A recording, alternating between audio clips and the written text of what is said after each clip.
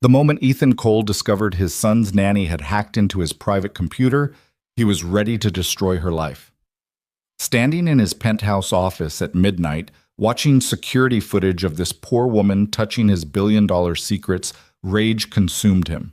He'd trusted her with his child, and she'd betrayed that trust by breaking into the one place he'd forbidden everyone to enter. But then he saw what she'd actually done to his computer, and everything he thought he knew about power, intelligence, and worth shattered in an instant. If you want to see how a single mistake changed two lives forever, stay until the end. Drop a comment telling me what city you're watching from. I love seeing how far these stories travel. And if this hooks you, hit that like button. The glass walls of Ethan Cole's corner office reflected the Seattle skyline like a mirror of his own isolation. 32 years old, worth $3 billion, and he couldn't remember the last time he'd laughed. Not really laughed. The kind that came from your gut and made you forget, just for a second, that everything in your life was measured, controlled, and ultimately empty. Mr. Cole, the quarterly projections are ready for your review. Ethan didn't look up from his laptop. His assistant's voice was the same as always, efficient, professional, forgettable. He'd had 7 assistants in the past 2 years. Or was it 8? He couldn't remember their names anymore. They all blurred together into one continuous stream of competence and inevitable resignation. Leave them on my desk. Yes, sir. The door closed with a soft click. Ethan continued typing, his fingers moving across the keyboard with mechanical precision. The code on his screen was elegant, beautiful even, but it was also broken. Somewhere in these thousands of lines was a flaw that had his entire engineering team stumped for 3 weeks. A flaw that was currently threatening a $300 million acquisition deal that would close or collapse in 72 hours. His phone buzzed. He ignored it. It buzzed again and again. What? He snapped, answering without checking the caller ID. Daddy? Ethan's entire body went rigid. That small voice cut through his frustration like a knife through paper. Liam. He forced his tone to soften. What's wrong, buddy? When are you coming home? Ava made cookies and she said we have to wait for you, but they smell really good and I don't know if I can wait much longer. Ethan glanced at the corner of his screen. 9:47 p.m. He'd promised to be home by 7. Again. I'll be there soon, okay? Don't wait for me. You can have the cookies. But Ava said, tell Ava I said it's fine. Ethan heard the sharpness creep back into his voice and hated himself for it. I'll be home in an hour. You said that last time, and you didn't come home until I was sleeping. The accusation in his 6-year-old son's voice was worse than any business competitor's attack. Because it was true. All of it. Tonight will be different. That's what you always say. The line went dead. Liam had hung up on him. His 6-year-old son had hung up on him, and Ethan couldn't even blame him for it.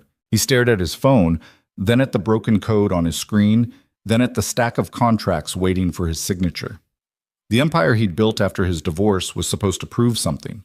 To his ex-wife, to his father, to everyone who'd ever doubted him. But sitting here alone in his glass tower, he couldn't remember what he'd been trying to prove anymore.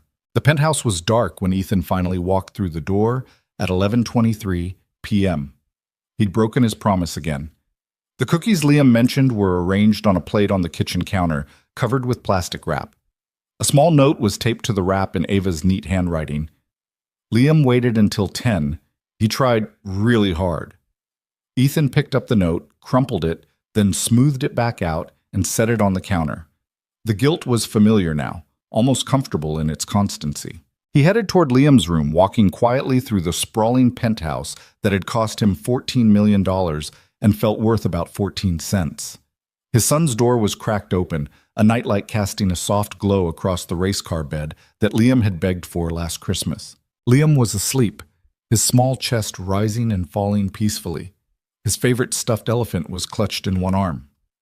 Ethan stood in the doorway, watching the only person in the world he'd ever loved unconditionally, and felt the familiar ache of knowing he was failing him. He asked about you 17 times between 7 and 9. Ethan turned to find Ava standing in the hallway behind him, her arms crossed over her chest. She wasn't smiling. She rarely smiled at him anymore. I got held up. You always get held up. Ava's voice was quiet, but there was steel underneath the softness. That boy worships you, Mr. Cole. The least you could do is pretend to care about that. I do care. Then show up. It's not complicated. She walked past him toward the kitchen, her shoulder brushing his arm. Even that small contact felt charged with disapproval. Ethan followed her, his jaw tight. I'm running a billion-dollar company. Sometimes that requires everyone's running something. Ava was already at the sink, washing the dinner dishes that he paid a housekeeper to wash. But she always did them herself anyway. The difference is most people remember they have a kid who needs them more than their stock portfolio does. You don't know anything about my situation. I know enough. She didn't look at him, just kept scrubbing a pot with focused intensity. I know you weren't there for his school presentation last week where he talked about wanting to be just like his daddy when he grows up. I know you missed his soccer game on Saturday, even though you promised him you'd come. I know he asks me every single morning if today's the day you'll have breakfast with him, and I have to watch his face fall when you're already gone before he wakes up. Each accusation landed like a punch. Ethan wanted to defend himself, to explain about the acquisition, the broken code, the impossible pressure he was under. But standing in his kitchen watching this woman, this poor woman he paid barely enough to cover her rent, wash his dishes, and call him out on his failures as a father, the excuses died in his throat. I'm doing the best I can, he said finally. Ava turned off the water and dried her hands on a towel. When she looked at him, her eyes were sad rather than angry, and somehow that was worse. No, you're not. You're doing the bare minimum and telling yourself it's enough because writing a check is easier than showing up. She hung the towel on the oven handle. But that little boy doesn't need your money, Mr. Cole. He's got more of that than he'll ever use. He needs his father. She walked past him again, heading toward the small room off the kitchen that served as her bedroom. She lived here 5 days a week, caring for Liam while Ethan built his empire and pretended he was doing it all for his son's future. Ava. She stopped but didn't turn around. Thank you for waiting with him, for the cookies, for everything. I don't do it for you. Her voice was quiet. I do it for him, because somebody should. The door to her room closed softly, and Ethan was alone again. Mitch. The next morning, Ethan woke to the smell of pancakes. For a disorienting moment, he thought he was back in his marriage, back when mornings meant family breakfast and his biggest concern was making it to the office by 9. Then reality settled back over him like a cold blanket. He found Liam at the kitchen table, syrup all over his face, chattering to Ava about something that had happened in his dream. Ava was listening with complete attention, asking questions and laughing at his 6-year-old logic. She looked tired. There were shadows under her eyes that suggested she hadn't slept well. But she was present in a way Ethan had forgotten how to be. Morning, buddy, Ethan said, ruffling Liam's hair as he passed. Daddy! Liam's face lit up. Ava made pancakes. Do you want some? They have chocolate chips. I have an early meeting. You could eat fast, Liam said, hopefully. I could talk really fast so you don't miss anything important. Ethan looked at his son, then at Ava, who was very deliberately not looking at him. He thought about the conversation last night, about the crumpled note, about the fact that he couldn't remember the last time he'd eaten breakfast with his son. You know what? The meeting can wait 15 minutes. Liam's entire face transformed. Really? Really. Ethan pulled out a chair and sat down. Tell me about this dream. Ava set a plate of pancakes in front of him without a word, but when their eyes met briefly, something passed between them. Not forgiveness exactly, but maybe acknowledgement. It was a start. 15 minutes turned into 25, and Ethan found himself actually listening as Liam explained his elaborate dream about fighting dragons with a sword made of lightning. The kid had an imagination that never quit. When had Ethan stopped noticing that? I gotta go to school now, Liam announced, checking the dinosaur watch on his wrist that told time he couldn't actually read yet. But can we do this tomorrow too? Yeah, buddy, we can do this tomorrow. Promise? Ethan hesitated. He'd broken so many promises already, but Liam was looking at him with those wide, hopeful eyes, and Ethan couldn't bring himself to add another disappointment to the pile. I promise. Ava drove Liam to school, one of her many responsibilities that Ethan paid her for, but never thanked her enough for. The penthouse felt hollow after they left. Ethan stood in the kitchen, looking at the breakfast dishes and the half-eaten pancakes on Liam's plate, and felt something shift inside his chest. He was doing this wrong. All of it. The company's success meant nothing if he lost his son in the process. His phone buzzed with the text from his head engineer. Still no progress on the bug. Meeting at 10 to discuss alternatives. Alternatives. That was corporate speak for "we're screwed." Ethan grabbed his laptop and headed to his home office. He had 3 hours before the meeting. Maybe if he looked at the code with fresh eyes, he'd see something his team had missed. Check. 4 hours later, Ethan was ready to throw his laptop through the window. The bug was impossible. It made no sense. The code should work. Everyone agreed the code should work. But somewhere in the interaction between 3 different systems, something was breaking down in a way that defied logic. His phone rang. The lead investor on the acquisition. "Tell me you have good news, Cole." "We're close to a solution," Ethan lied. "You said that 3 days ago. The seller's getting nervous. If we can't guarantee the platform is stable, they're going to walk. And if they walk, we lose the entire Asian market opportunity." "I understand the stakes." "Do you? Because from where I'm sitting, it looks like your golden boy reputation might be tarnished. Maybe you're not the genius everyone thinks you are." The line went dead. Ethan set his phone down carefully, resisting the urge to throw it. His hands were shaking. From stress or anger or fear, he couldn't tell anymore. Maybe all 3. He looked at the code again, stared at it until the lines blurred together. Then he got up, paced the office, sat back down and stared some more. Nothing. At 6 p.m., he called his team. "I need everyone back in the office. We're pulling an all-nighter." "Ethan, we've been staring at this for weeks. One more night isn't going to—" "One more night is all we have. Be there in an hour." He hung up and immediately felt guilty. His team had families too, lives too. But the alternative was watching $300 million disappear because he couldn't solve one impossible problem. The penthouse door opened. Ava and Liam were back from soccer practice. "Daddy!" Liam ran to him. "I scored a goal." "Well, almost. I kicked it really hard, but it went over the net. Coach said I have powerful legs." "That's great, buddy." Ethan's mind was still half on the code. "Listen, I have to go back to the office, but you promised breakfast tomorrow." Liam's face crumpled. "You promised, and we'll do breakfast. I just have to work tonight." "You always have to work." Liam's voice rose to a shout. "You promise things and then you don't do them, and I hate it." "Liam, I hate it." Tears were streaming down his face now. "I wish you weren't my daddy anymore." The words hit Ethan like a physical blow. He watched his son run to his room, heard the door slam, and felt something inside him break. Ava was standing in the doorway, her expression unreadable. "Go ahead," Ethan said bitterly. "Tell me I'm a terrible father. I already know." "I wasn't going to say that." "Then what?" She walked past him into the kitchen, started unpacking groceries. "I was going to say that little boy loves you more than anything in this world, and you're breaking his heart every single day. Not because you're terrible, but because you're too scared to let yourself be anything other than busy." "That's not—" "When's the last time you did something just because it made you happy? Not for the company, not to prove something, just because it felt good?" She turned to face him. "You're so busy building this empire that you've forgotten what you're building it for."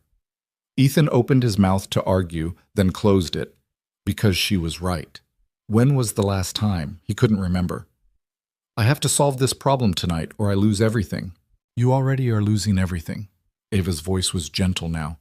"You just can't see it yet." She left him standing there, and for the second night in a row, Ethan was alone with his failures. He went to the office. Spent 6 hours going over the code with his exhausted team. Got nowhere. At 2 a.m., he sent everyone home and stayed by himself, staring at his computer screen until the numbers and symbols stopped making sense. At 3 a.m., his phone died. He'd forgotten his charger. Ethan drove home into the pre-dawn darkness, his eyes burning, his head pounding, his entire body aching from stress and lack of sleep. The penthouse was silent when he entered. He headed straight for his office to grab his spare charger. The door was ajar. He never left it ajar. Ethan pushed it open slowly, and his blood turned to ice. Ava was sitting at his desk, his laptop open in front of her, her fingers flying across the keyboard. "What the hell are you doing?" She jumped, her hand flying to her chest. "Mr. Cole, I was just—" Get away from my computer. Now. His voice was deadly quiet. Ava stood up quickly, holding her hands up. I'm sorry. I just came in to get a phone charger and I saw... You saw what? Private company information? Confidential code? What were you doing on my laptop? He was advancing on her now, fury overwhelming every other emotion. I trusted you with my son and you repay me by stealing... I wasn't stealing anything. Her voice rose to match his. I was fixing it. Fixing what? Your bug. She pointed at the screen. The one that's been keeping you up at night for weeks. The reason you keep breaking promises to Liam. I saw it on your screen, and I... She stopped, seeming to realize how this sounded. Ethan stared at her, then at his laptop, then back at her. You fixed my bug, he said slowly. The bug that 15 of the best engineers in Seattle can't solve. You fixed it. I think so, yes. In the middle of the night, while looking for a phone charger. I know how it sounds. You know how it sounds? Ethan's laugh was harsh. It sounds insane. You're a nanny. You didn't even go to college. How could you possibly... I taught myself. Her chin lifted defiantly. Libraries are free. Online courses are free. YouTube tutorials are free. Just because I couldn't afford a fancy education doesn't mean I'm stupid. Ethan opened his mouth, then closed it. He walked to his desk, looked at the screen. At first glance, the code looked the same. Then he started reading more carefully. She'd changed maybe 50 lines, added 3 functions he hadn't thought of, restructured the data flow in a way that was so obvious in hindsight that he wanted to punch himself for missing it. And unless he was completely wrong, it would work. How did you... He couldn't finish the sentence. I've been watching you work for 6 months. Ava's voice was quieter now. Your laptop's always open when I bring you coffee. I got curious about what you were doing, so I started teaching myself. It's like solving puzzles. I'm good at puzzles. Ethan sat down slowly in his desk chair. His mind was racing, trying to process what he was seeing. Run it, Ava said softly. Test it. If I'm wrong, I'll apologize and never touch your things again. But if I'm right... Her voice trailed off, but the implication hung in the air between them. Ethan's hands were shaking as he pulled up the testing environment. He compiled the code, held his breath, hit run. The system executed perfectly. No errors, no crashes, no mysterious failures. He ran it again. Same result. A third time. Same result. Oh my God, he whispered. Did it work? Ava's voice was small, almost nervous. Ethan looked up at her. Really looked at her for the first time since she'd started working for him. Not as the nanny, not as the help, but as a person standing in his office at 3 a.m. who had just solved a problem that had stumped his entire company. You just saved a $300 million deal. Ava's eyes widened. I did? Yeah. Ethan ran his hands through his hair, a laugh bubbling up from somewhere deep in his chest.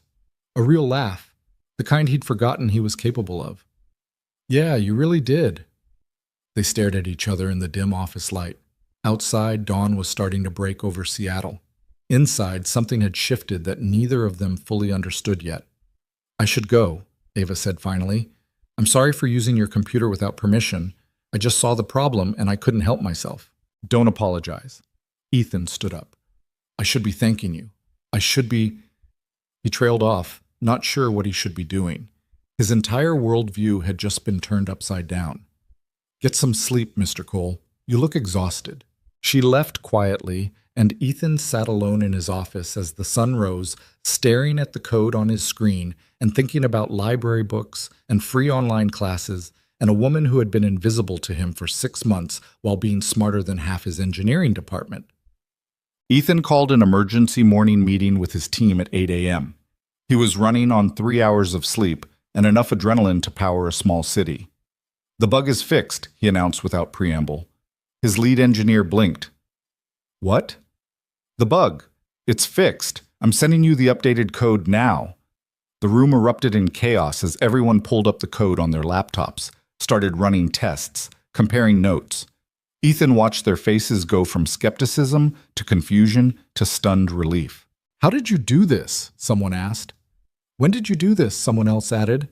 That data restructure is brilliant, his lead engineer said slowly. Why didn't we think of this? I didn't, Ethan said. Someone else did. Who? Ethan hesitated. He could take the credit. No one would ever know. But he thought about Ava's hands flying over his keyboard, about library books and free courses, about the quiet determination in her voice when she'd said she was good at puzzles. I'll introduce you later. Right now, let's make sure this actually works in production. It took 6 hours of rigorous testing, but the code held. It didn't just work. It improved system performance by 18% across the board. The acquisition deal was saved. The Asian market opportunity was back on track. And Ethan's reputation as a genius was intact, except he wasn't the genius. His son's nanny was. That night, Ethan came home at 6 p.m. on purpose. Liam nearly fell over in shock. You're here! I promised breakfast tomorrow, remember? Figured I should actually be here to deliver on that promise. Liam launched himself at Ethan's legs, hugging him so tightly it hurt. Ethan picked him up, even though Liam was getting too big for that, and carried him to the kitchen where Ava was making dinner. She looked up when they entered, her expression guarded. You're home early, she said carefully. The crisis is over, thanks to you. She turned back to the stove. I'm glad it worked. It more than worked. It was brilliant. It was obvious. To you, maybe. Ethan set Liam down and watched his son run off to play with his toys. Can we talk? After Liam goes to bed? Ava's shoulders tensed. If this is about me using your computer, it's not. I mean, it is, but not the way you think. He paused. Please? She nodded slowly. Okay. The rest of the evening was almost normal. Ethan had dinner with Liam, helped with bath time, read 3 bedtime stories instead of the usual one. By the time Liam finally fell asleep, Ethan felt more like a father than he had in months. He found Ava in the kitchen cleaning up. Always cleaning, always working, always taking care of the details he never noticed. You don't have to do that, he said. We have a housekeeper. I like doing it. Keeps my hands busy. She didn't look at him. What did you want to talk about? Ethan pulled out a chair at the kitchen table. Sit, please. She dried her hands and sat across from him, her posture defensive. How long have you been teaching yourself programming? About 3 years, since before I started working here. Why? Ava shrugged. I like understanding how things work, and it seemed useful. Tech jobs pay better than cleaning houses, which is what I was doing before this. Why didn't you go to college? Study it properly? Her laugh was bitter. College costs money, Mr. Cole. Money I didn't have. My parents died when I was 19, left me with a 14-year-old sister and a pile of medical debt. So instead of college, I got 2 jobs and figured out how to keep us both alive. Ethan felt something twist in his chest. I didn't know. Why would you? You never asked about my life. I'm just the help. You're not... He stopped. Because hadn't that been exactly how he'd treated her? As a convenient service he paid for? You're right. I've been an ass. That surprised her into looking up. I didn't say that. But it's true. He leaned forward. I've been so focused on my own problems that I never saw you, really saw you. And that's my failure, not yours. What's this about, Mr. Cole? I want to offer you a job. A real job. In my company. We need people who can think the way you think, solve problems the way you solve them. Ava's expression shuddered immediately. I'm not looking for charity. It's not charity. You'd be earning it. You saved us $300 million last night. That's worth more than... No. She stood up abruptly. Thank you for the offer, but no. Why not? Because I know how this works. Rich guy feels guilty, offers the poor girl a handout, everyone feels better about themselves, and nothing actually changes. Her voice was sharp. I don't need you to rescue me, Mr. Cole. I'm doing fine on my own. I'm not trying to rescue you. Then what are you trying to do? She crossed her arms. Because from where I'm standing, it looks like you just discovered your nanny isn't completely stupid, and now you want to parade that around like some kind of trophy. Look, everyone, I'm not a snob. I hired the poor girl. The accusation stung because there was a kernel of truth in it. Ethan had been thinking about how good it would look, bringing in someone with Ava's background. A feel-good story for the press. You're right, he said quietly. I wasn't thinking about what you wanted. I was thinking about what would make me look good. That seemed to surprise her again. Oh, For what it's worth, the offer is genuine. You're brilliant. My company would be lucky to have you. But I understand if you don't trust that coming from me." He stood up. "I'm sorry for treating you like you were invisible, for not seeing how hard you work or how talented you are. You deserved better." He started to leave the kitchen, but her voice stopped him. "Mr. Cole?" "Yeah?" "Did you mean what you said about breakfast tomorrow?" "I did. I'm going to try harder, with Liam, with everything." Something in her expression softened. "That's all he wants, for you to try." "I know. I'm starting to understand that." After she left, Ethan sat alone in his kitchen thinking about invisible people and missed opportunities and the strange turn his life had just taken. He'd spent 6 months working side by side with someone extraordinary and had never bothered to notice. What else had he been missing? Ethan kept his promise about breakfast. He showed up at the table the next morning with wet hair and wrinkled clothes because he'd overslept his alarm. But he was there. Liam's face when he saw his father sitting at the kitchen table was worth every minute of lost sleep. "You came!" Liam scrambled into his chair so fast he nearly knocked over his juice. "I told you I would. But you tell me lots of things." Liam said it matter-of-factly, without accusation, which somehow made it worse. Ava set a plate of scrambled eggs in front of Ethan without comment. Their eyes met briefly. She'd pulled her dark hair back in a ponytail, and there were still shadows under her eyes that suggested she hadn't slept well either. He wondered if she'd been up thinking about their conversation, about his clumsy job offer, and her sharp rejection. "These eggs are really good," Ethan said, taking a bite. "Ava taught me how to crack them," Liam announced proudly. "I only got a little bit of shell in the bowl." "We fished it out," Ava added, the corner of her mouth twitching slightly. It was such a small moment, such a normal moment, and Ethan realized he'd been missing thousands of them. All these little pieces of his son's life that were happening without him, while he sat in his office solving problems that suddenly seemed a lot less important.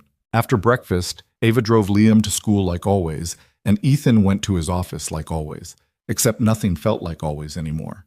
He couldn't stop thinking about what she'd said, about library books and free classes and teaching yourself skills because you had no other choice, about raising a sister at 19 while drowning in medical debt. He pulled up Ava's employment file. The background check his company had run was standard: criminal history, credit check, references. All clean. But it told him nothing about who she actually was. Just that she'd worked as a house cleaner for 3 years before applying to be Liam's nanny, that she lived in a studio apartment in a neighborhood Ethan had never visited, and that she'd listed her younger sister as her emergency contact. He closed the file, feeling like a creep for even looking. His phone buzzed with a text from his lead engineer. "Investor meeting at 2. They want to see the fix in action." Right. The fix that Ava had created while looking for a phone charger. The fix that was about to make Ethan look like a hero to a room full of people who had no idea the hero was actually a 30-year-old woman who taught herself programming from YouTube videos. He should tell them. He should walk into that meeting and give credit where it was due. But even as he thought it, Ethan knew he wouldn't. Because explaining how his nanny had solved a problem his engineers couldn't would raise too many questions he didn't want to answer. It would make him look incompetent, make his team look incompetent, and possibly tank the entire deal if the investors lost confidence. So he took the credit, walked into that meeting, demonstrated the fix, accepted the congratulations, and the backslapping and the comments about his genius with a smile that felt like broken glass in his mouth. "You pulled off a miracle, Cole," the lead investor said, shaking his hand. "We were ready to walk. You saved this deal." "Just doing my job," Ethan replied automatically. Except he hadn't. Ava had. And he was letting everyone believe otherwise. The guilt followed him home that evening. He'd promised himself he'd be better, be more present, be more honest. And here he was on day 2, already failing. Liam was doing homework at the kitchen table when Ethan walked in at 7:30. Ava was helping him with math problems, her patience apparently infinite as Liam struggled with subtraction. "But why does the number get smaller when you take away?" Liam asked, frustrated. "That doesn't make sense." "Okay, look." Ava grabbed a handful of grapes from the fruit bowl. "You have 10 grapes. If you eat 3 grapes, how many are left?" Liam counted carefully. 7. "Right. The number got smaller because you took some away. That's subtraction." "Oh." Liam's face cleared. "Can I eat the grapes now?" "After homework." "Ava, You're mean. I know, I'm terrible. But she was smiling as she said it, and Liam was smiling back, and Ethan felt like an intruder in his own kitchen watching this easy warmth between them. "How was your day, buddy?" Ethan asked, pulling out a chair. "Good. We learned about frogs, and Tommy brought his pet frog to class, but then it escaped, and we had to catch it, and Mrs. Henderson screamed really loud." The words tumbled out in an excited rush. "Can I have a pet frog?" "We'll see." "That means no," Liam said to Ava. "Usually does," she agreed. After Liam finished his homework and was settled in front of the TV with his grapes, Ethan found himself alone in the kitchen with Ava again. She was wiping down the counters, her movements efficient and practiced. "I wanted to tell you something," Ethan said. She glanced up warily. "Okay. The investors saw the fix today. The deal is moving forward. Everyone's thrilled." He paused. "I didn't tell them you were the one who solved it." Ava's hand stilled on the counter. "Why are you telling me this?" "Because I feel guilty about it. Because you deserve credit, and I took it instead." He ran his hand through his hair. "Because I'm trying to be more honest, and that starts with admitting when I screw up." "You didn't screw up. You made a business decision." Her voice was neutral. "I get it." "Do you?" "Mr. Cole, I've been poor my whole life. I know how the world works. Rich people take credit for things. Poor people do the work, and everyone pretends that's fair." She went back to wiping the counter. "I'm not surprised. I'm just disappointed I thought you might be different." The words stung because they were true. "I am trying to be different." Trying isn't the same as doing. She left the kitchen, and Ethan sat there feeling like he'd failed another test he hadn't known he was taking. Over the next few days, something strange started happening. Ethan found himself testing Ava. Not consciously at first, but once he realized what he was doing, he couldn't stop. He left a complicated spreadsheet open on his laptop in the kitchen, the kind with broken formulas and circular references that made his accountant weep. When he came back an hour later, all the errors were fixed and there was a post-it note stuck to the screen. "Your index/match formulas were a mess. Fix them. Also, you're using way too many nested IFs. Check column G for a cleaner solution." He left code with deliberate bugs scattered through it. She found every single one and left notes in the comments that were equal parts helpful and mocking, //. "This function doesn't do what you think it does. See line 47. And later, //. "Pretty sure you meant equals equals, not equals. But what do I know? I just taught myself from library books." He left a damaged database that his team had spent 2 days trying to repair. She fixed it in 45 minutes and left a sticky note that said, "Your schema design needs work. Also, index your queries." This was painful to watch. Each time, Ethan felt a mixture of amazement and shame. Amazement because Ava wasn't just competent, she was better than most of the people he paid 6 figures. Shame because he'd spent 6 months treating her like she was nothing more than a convenient service. On Friday evening, he came home to find Ava standing in his office doorway with her arms crossed and an expression that could freeze water. "Are you messing with me?" she demanded. "What?" "The broken spreadsheet, the buggy code, the corrupted database." She ticked them off on her fingers. "You're leaving this stuff out on purpose." "Why?" Ethan had been caught. He could lie, make an excuse, but he was trying to be better. "I wanted to see if you could actually do it, consistently. It wasn't just luck." "So you were testing me?" Her voice was flat. "Yes." "Without asking, without telling me, just leaving traps around your apartment to see if the poor girl could solve them." When she put it like that, it sounded terrible. "I didn't think of it as what? As treating me like a performing monkey?" Her eyes flashed. "Here's a thought, Mr. Cole. If you wanted to know if I could do something, you could have asked me directly instead of playing games." "You're right. I know I'm right." She turned to leave, then spun back around. "And another thing, those notes you've been leaving, the ones asking for help with problems your team can't solve, I'm not doing those anymore." Ethan's heart sank.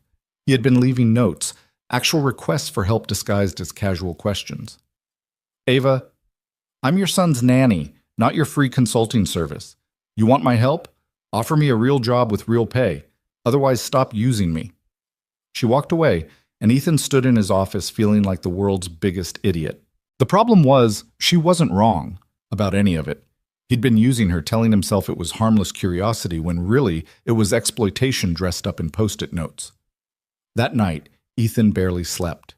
He kept thinking about Ava's face when she'd confronted him, about the anger and hurt underneath her words. She'd trusted him with his son, had been nothing but professional and kind to Liam, and he'd repaid that by treating her like a puzzle to solve rather than a person to respect. The next morning was Saturday. Ava had weekends off, which meant Ethan was on his own with Liam. Usually, he tried to work from home while Liam entertained himself, but today felt different. Today, he actually wanted to be present. "What do you want to do today, buddy?" Liam looked up from his cereal, suspicious. "You're asking me?" "Yeah, I'm asking you. But you always have work." "Not today. Today is just us, so what sounds fun?" Liam's face transformed. "The Science Museum. They have a new dinosaur exhibit, and Ava said she'd take me, but she's not here today, and the Science Museum it is." They spent 4 hours at the museum. Liam dragged Ethan through every exhibit, asking a million questions that Ethan didn't know the answers to but tried to answer anyway. They built a robot together in the engineering lab, launched paper rockets, and stood underneath a suspended T-Rex skeleton while Liam explained everything he knew about dinosaurs with the confidence of a 6-year-old expert. "Did you know the T-Rex couldn't actually roar?" Liam informed him seriously. "Ava told me they probably made sounds more like birds because they're related to birds, even though that seems weird." "Ava told you that?" "Ava tells me lots of things. She's really smart." Liam tugged on Ethan's hand. "Can we get lunch? I'm starving." They ate overpriced museum pizza, and Ethan listened to his son chatter about everything and nothing, and realized he couldn't remember the last time he'd done this. Just existed with Liam without checking his phone every 5 minutes or thinking about work. "This is the best day ever," Liam announced through a mouthful of pepperoni. "Yeah? Yeah, you should not work more often." Ethan laughed. "I'll try, buddy." On the drive home, Liam fell asleep in his car seat, exhausted from the museum. Ethan glanced at him in the rearview mirror. Sticky fingers, messy hair, a smile still on his sleeping face, and felt something crack open in his chest. This was what he'd been missing. This simple, perfect, ordinary day with his son. And he'd almost let his obsession with work steal all of it. Monday morning, Ethan was waiting in the kitchen when Ava arrived at 6:30. She looked surprised to see him up so early. "Mr. Cole." "I owe you an apology." He'd rehearsed this. "A real one, not the half-hearted thing I said the other night." Ava set her bag down slowly. "Okay. You were right about all of it. I was using you, testing you, treating you like a resource instead of a person."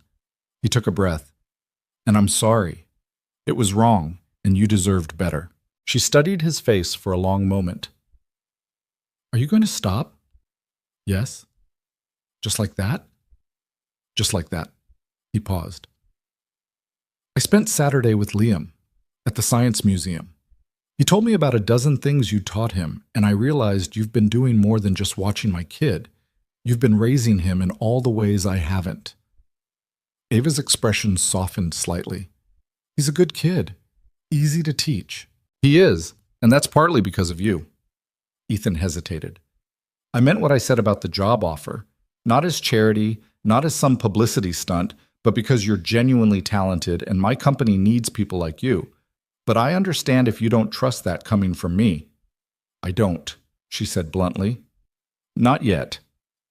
"Fair enough." He grabbed his briefcase. "For what it's worth, I'm going to try to earn that trust. No more tests, no more games, just honesty." "We'll see," Ava said, but her tone was less sharp than before. It was a start. The following week, Ethan had a massive company event scheduled at his penthouse.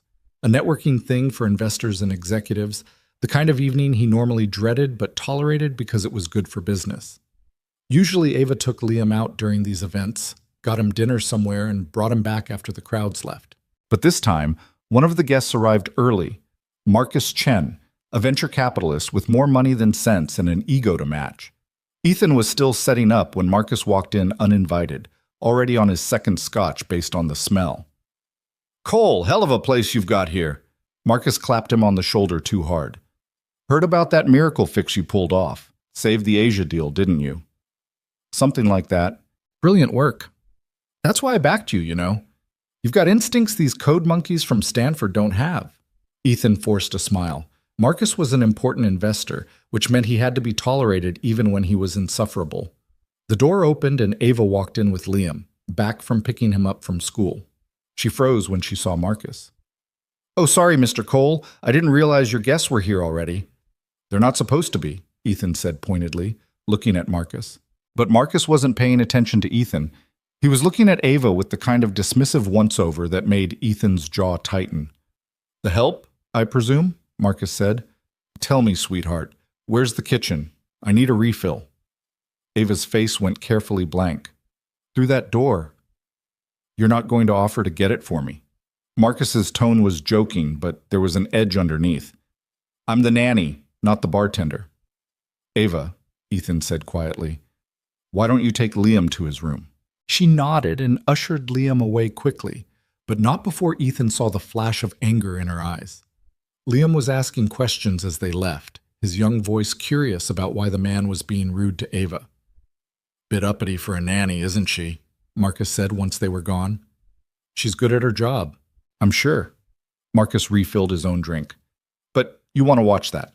Give the help too much rope, and they start thinking they're equal. Next thing you know, she'll be demanding a raise and asking for weekends off." Ethan's hands clenched into fists. "Ava already has weekends off, and she's not the help. She's an employee I value." "Employee," Marcus laughed. "That's rich. She's a nanny, Cole. Glorified babysitter. Don't get soft just because she's easy on the eyes."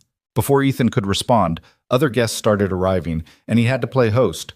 But Marcus's words stayed with him, sour in his mouth. This was his world. These were the people he did business with, the people whose money funded his company. And they were casually cruel in a way he'd stopped noticing until Ava held up a mirror. The event went late. By the time the last guest left around 11, Ethan was exhausted and angry in equal measure. He'd had to listen to Marcus hold court all evening, making jokes at the expense of anyone he deemed beneath him. The wait staff, the catering company, even Ethan's assistant who'd stopped by briefly. He found Ava in Liam's room reading to him even though it was past his bedtime. "Is the scary man gone?" Liam asked when Ethan appeared in the doorway. "He's gone, buddy." "Good. I didn't like him. He was mean to Ava." "I didn't like him either," Ethan admitted. After Liam finally fell asleep, Ethan found Ava in the kitchen cleaning up the glasses the caterers had missed. She didn't look up when he entered. "You don't have to do that." "I know." She kept washing. "I'm sorry about Marcus. He was out of line." "He was honest." Ava set a glass in the dish rack. "That's how people like him see people like me. As the help. As beneath them." "He's an ass." "He's rich and powerful, which means he gets to be an ass without consequences." She finally looked at Ethan. "You think he's unique? He's not. He's just willing to say out loud what most of your friends think quietly." "They're not my friends." "Business associates, then. Same difference." She dried her hands. "That's why I can't take your job offer, Mr. Cole, because I've seen your world now. I've watched how people like Marcus operate, how they look at people like me. And I don't want any part of it. Not everyone is like that." "Enough are." She headed toward her room, then paused. "Your son asked me tonight if all rich people were mean. You know what I told him?" Ethan shook his head. "I told him his daddy wasn't, that you were trying to be better." Her eyes met his. "Don't make me a liar." She closed her door, and Ethan stood alone in his kitchen thinking about Marcus Chen and casual cruelty and the fact that he'd been friends with people like that for years without really seeing what they were. The next morning, Ethan called Marcus. "Chen, it's Ethan Cole. I need to talk to you about last night." "Great party, wasn't it? Your nanny ever loosen up, or is she always that uptight?" "I'm pulling my company from your investment portfolio." Silence. Then, "What?" "You heard me. I don't want your money anymore. I'll buy out your shares at market value, but we're done." "Are you insane? Do you know what I've done for your company?" "I do, and I'm grateful. But I'm also not going to work with someone who treats my employees the way you treated Ava last night." Marcus laughed. "You're tanking a multi-million-dollar investment relationship over a nanny?" "Over basic human decency, yeah." "You're making a mistake, Cole." "Probably, but it's my mistake to make." Ethan hung up before Marcus could respond. His hands were shaking. He'd just cost himself roughly $15 million in immediate capital and potentially more in future opportunities.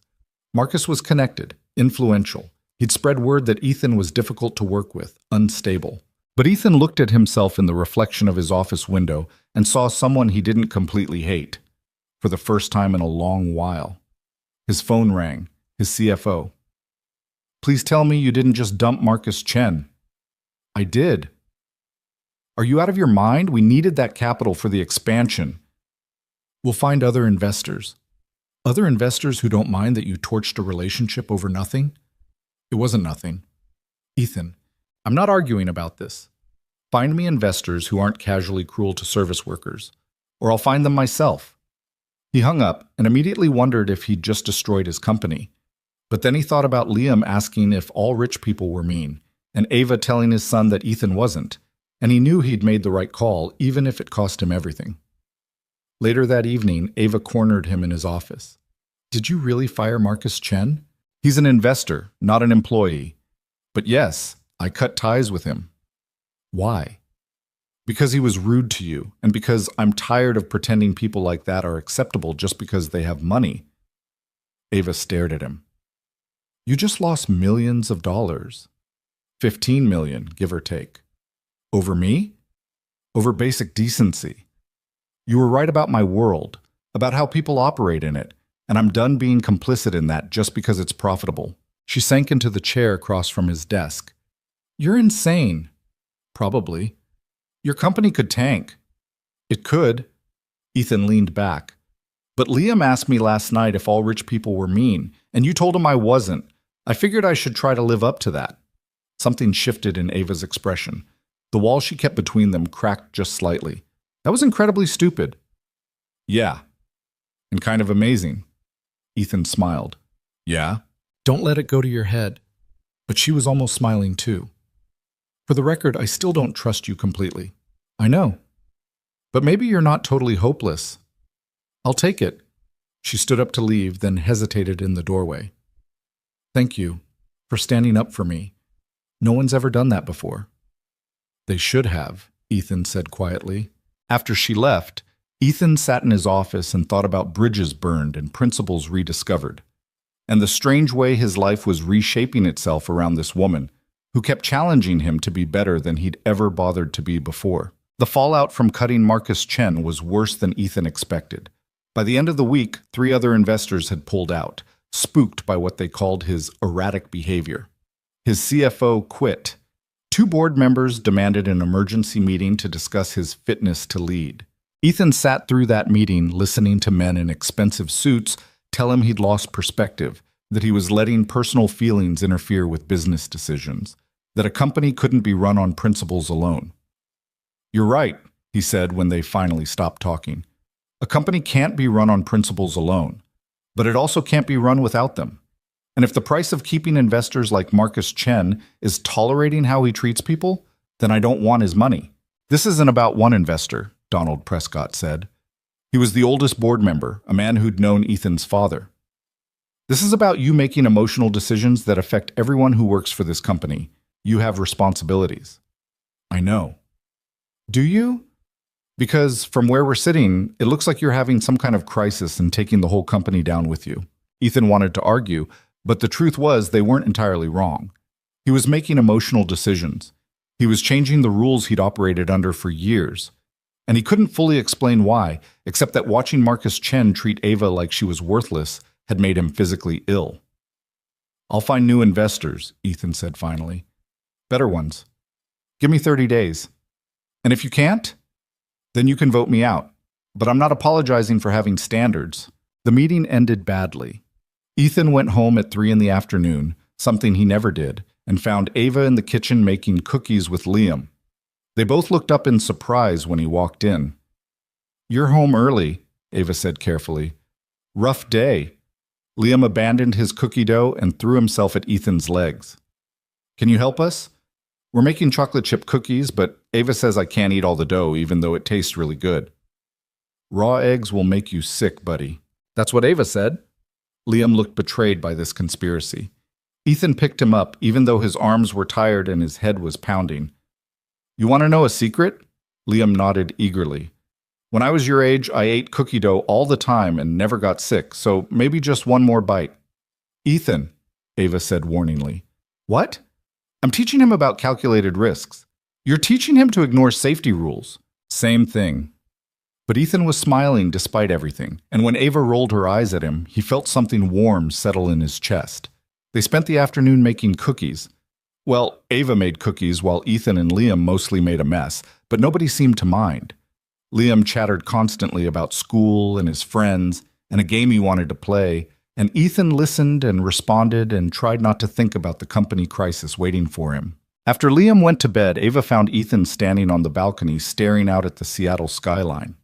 The city lights stretched out below like scattered stars. Want to talk about it? She asked. Not really. She leaned against the railing beside him. The board meeting didn't go well. How did you be? You came home at 3 in the afternoon looking like someone kicked your dog. Doesn't take a genius to figure out something went wrong. Ethan laughed without humor. They think I'm having a breakdown, that I'm making reckless decisions that could destroy the company. Are you? Maybe. He rubbed his face. I don't know anymore. I used to be so sure about everything. Business was business. You made decisions based on profit and growth and market share. Feelings didn't enter into it. What changed? You did. He looked at her.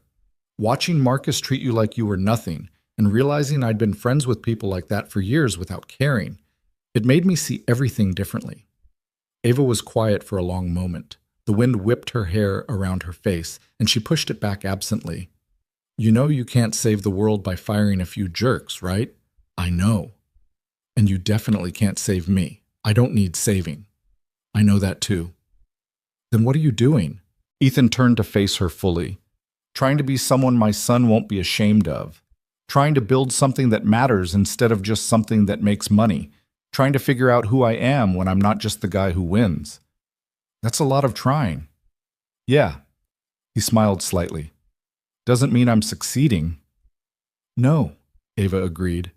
But at least you're trying. That's more than most people do. They stood in comfortable silence for a while, and Ethan realized this was becoming a pattern. These quiet moments with Ava, where he didn't have to pretend to have all the answers, where he could just be tired and uncertain and still feel okay. I should go to bed, Ava said finally. Early morning tomorrow. Ava? She paused. Thank you. For the cookies, for listening. For not telling me I'm an idiot even though I probably am. You're welcome. She started to leave, then turned back. For what it's worth, I think you did the right thing. With Marcus, it was stupid and costly and probably going to cause you all kinds of problems, but it was right. She left him on the balcony, and Ethan stood there thinking that maybe stupid and right was better than smart and wrong. The next 2 weeks were brutal. Ethan worked 18-hour days trying to find new investors, pitching the company to anyone who would listen. He struck out more often than not. Word had spread about the Marcus Chen situation, and potential investors were wary. I heard you're unreliable, one venture capitalist said bluntly during a pitch meeting, that you make decisions based on personal grudges rather than sound business strategy. I make decisions based on values, Ethan corrected. Same thing, in my experience. The man closed his portfolio. I'm going to pass. Ethan kept his breakfast promise to Liam, but there were mornings when he was so exhausted he could barely keep his eyes open.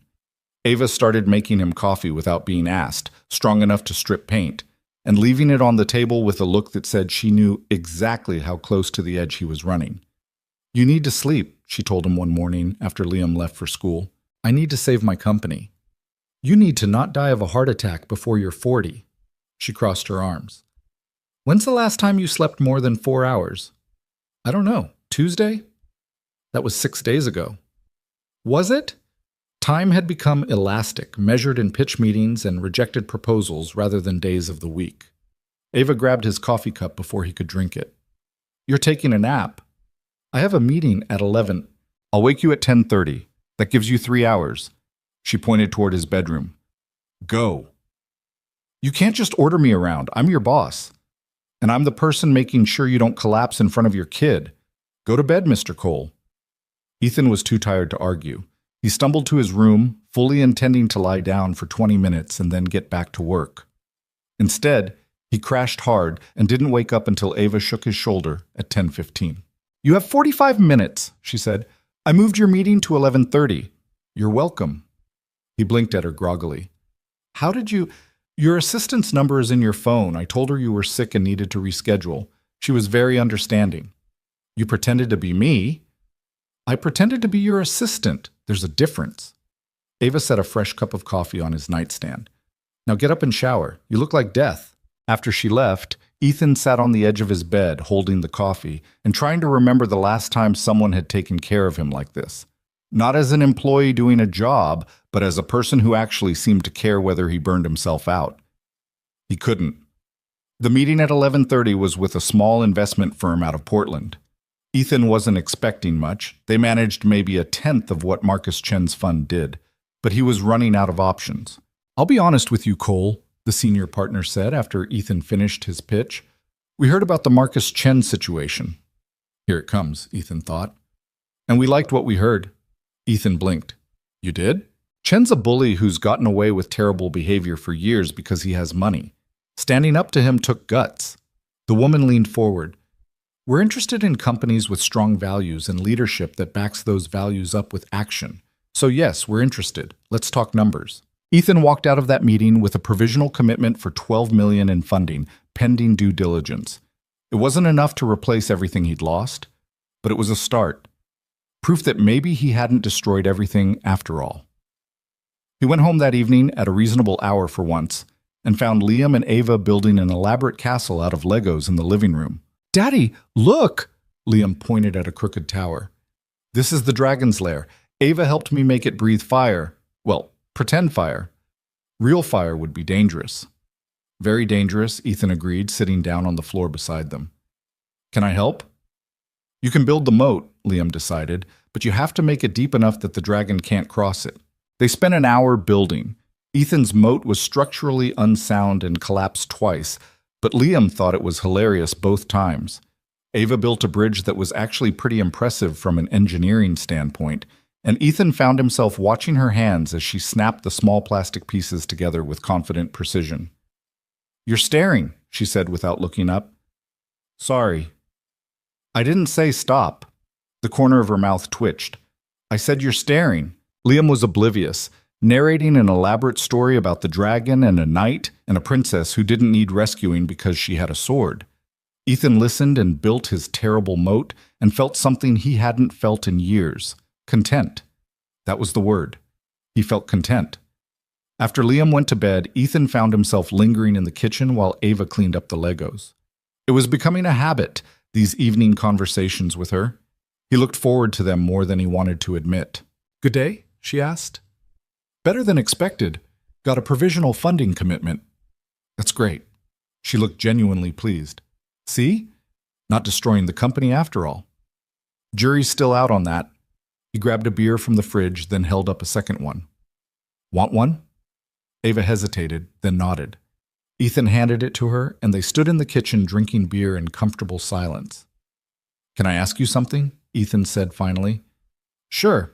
Why did you become a nanny? I mean, you're clearly smart enough to do anything. Why this?" Ava took a long drink before answering. "Flexible hours, cash pay under the table when I needed it, and kids don't judge you for not having a college degree." "That's it?" "That's it." She set her beer down. "Not everyone gets to follow their dreams, Mr. Cole. Some of us just survive and hope that's enough." "Do you have dreams? Things you want that aren't just survival?" She looked at him for a long moment. "Everyone has dreams. The trick is not letting them hurt you when they don't come true." "That's a depressing way to live." "That's a realistic way to live." But her voice was soft, not bitter. "You grow up with money. You think anything is possible. You grow up without it. You learn the difference between possible and probable pretty quick." "What would you do?" Ethan pressed. "If money wasn't an issue, if you could do anything." "I don't play that game." "Why not?" "Because it's pointless." She picked up her beer again, swirled it absently. "Fantasizing about things I can't have doesn't make my life better. It just makes it harder to appreciate what I do have." "Which is?" "A roof over my head, a job that doesn't destroy my body, a kid who makes me laugh every day." She met his eyes. "That's more than a lot of people get." Ethan felt something twist in his chest. You deserve more than that. Everyone deserves more than they get. That's life. It doesn't have to be. For people like you, maybe.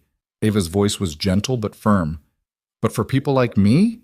Yeah, it does. And that's okay. I've made peace with it. Ethan wanted to argue, wanted to tell her she was wrong, that she could have anything she wanted if she just tried. But he was starting to understand that was exactly the kind of privileged thinking Ava had been calling him out on for weeks. His world and her world operated under completely different rules, and pretending otherwise was insulting to everything she'd survived. I'm sorry, he said instead. For what? For not understanding, for thinking I could fix things just by throwing money at them, for being blind to how hard you've had to work for things I took for granted. Ava studied him with those dark, intelligent eyes. You're learning. That's something. Is it enough? I don't know yet. She finished her beer and set the bottle on the counter. But you're trying. That counts for something. After she went to bed, Ethan sat alone in his kitchen and thought about dreams deferred and survival masquerading as life, and a woman who'd taught herself programming from library books because she'd never had the luxury of believing anything was possible. 3 days later, Seattle was hit by the worst storm of the year.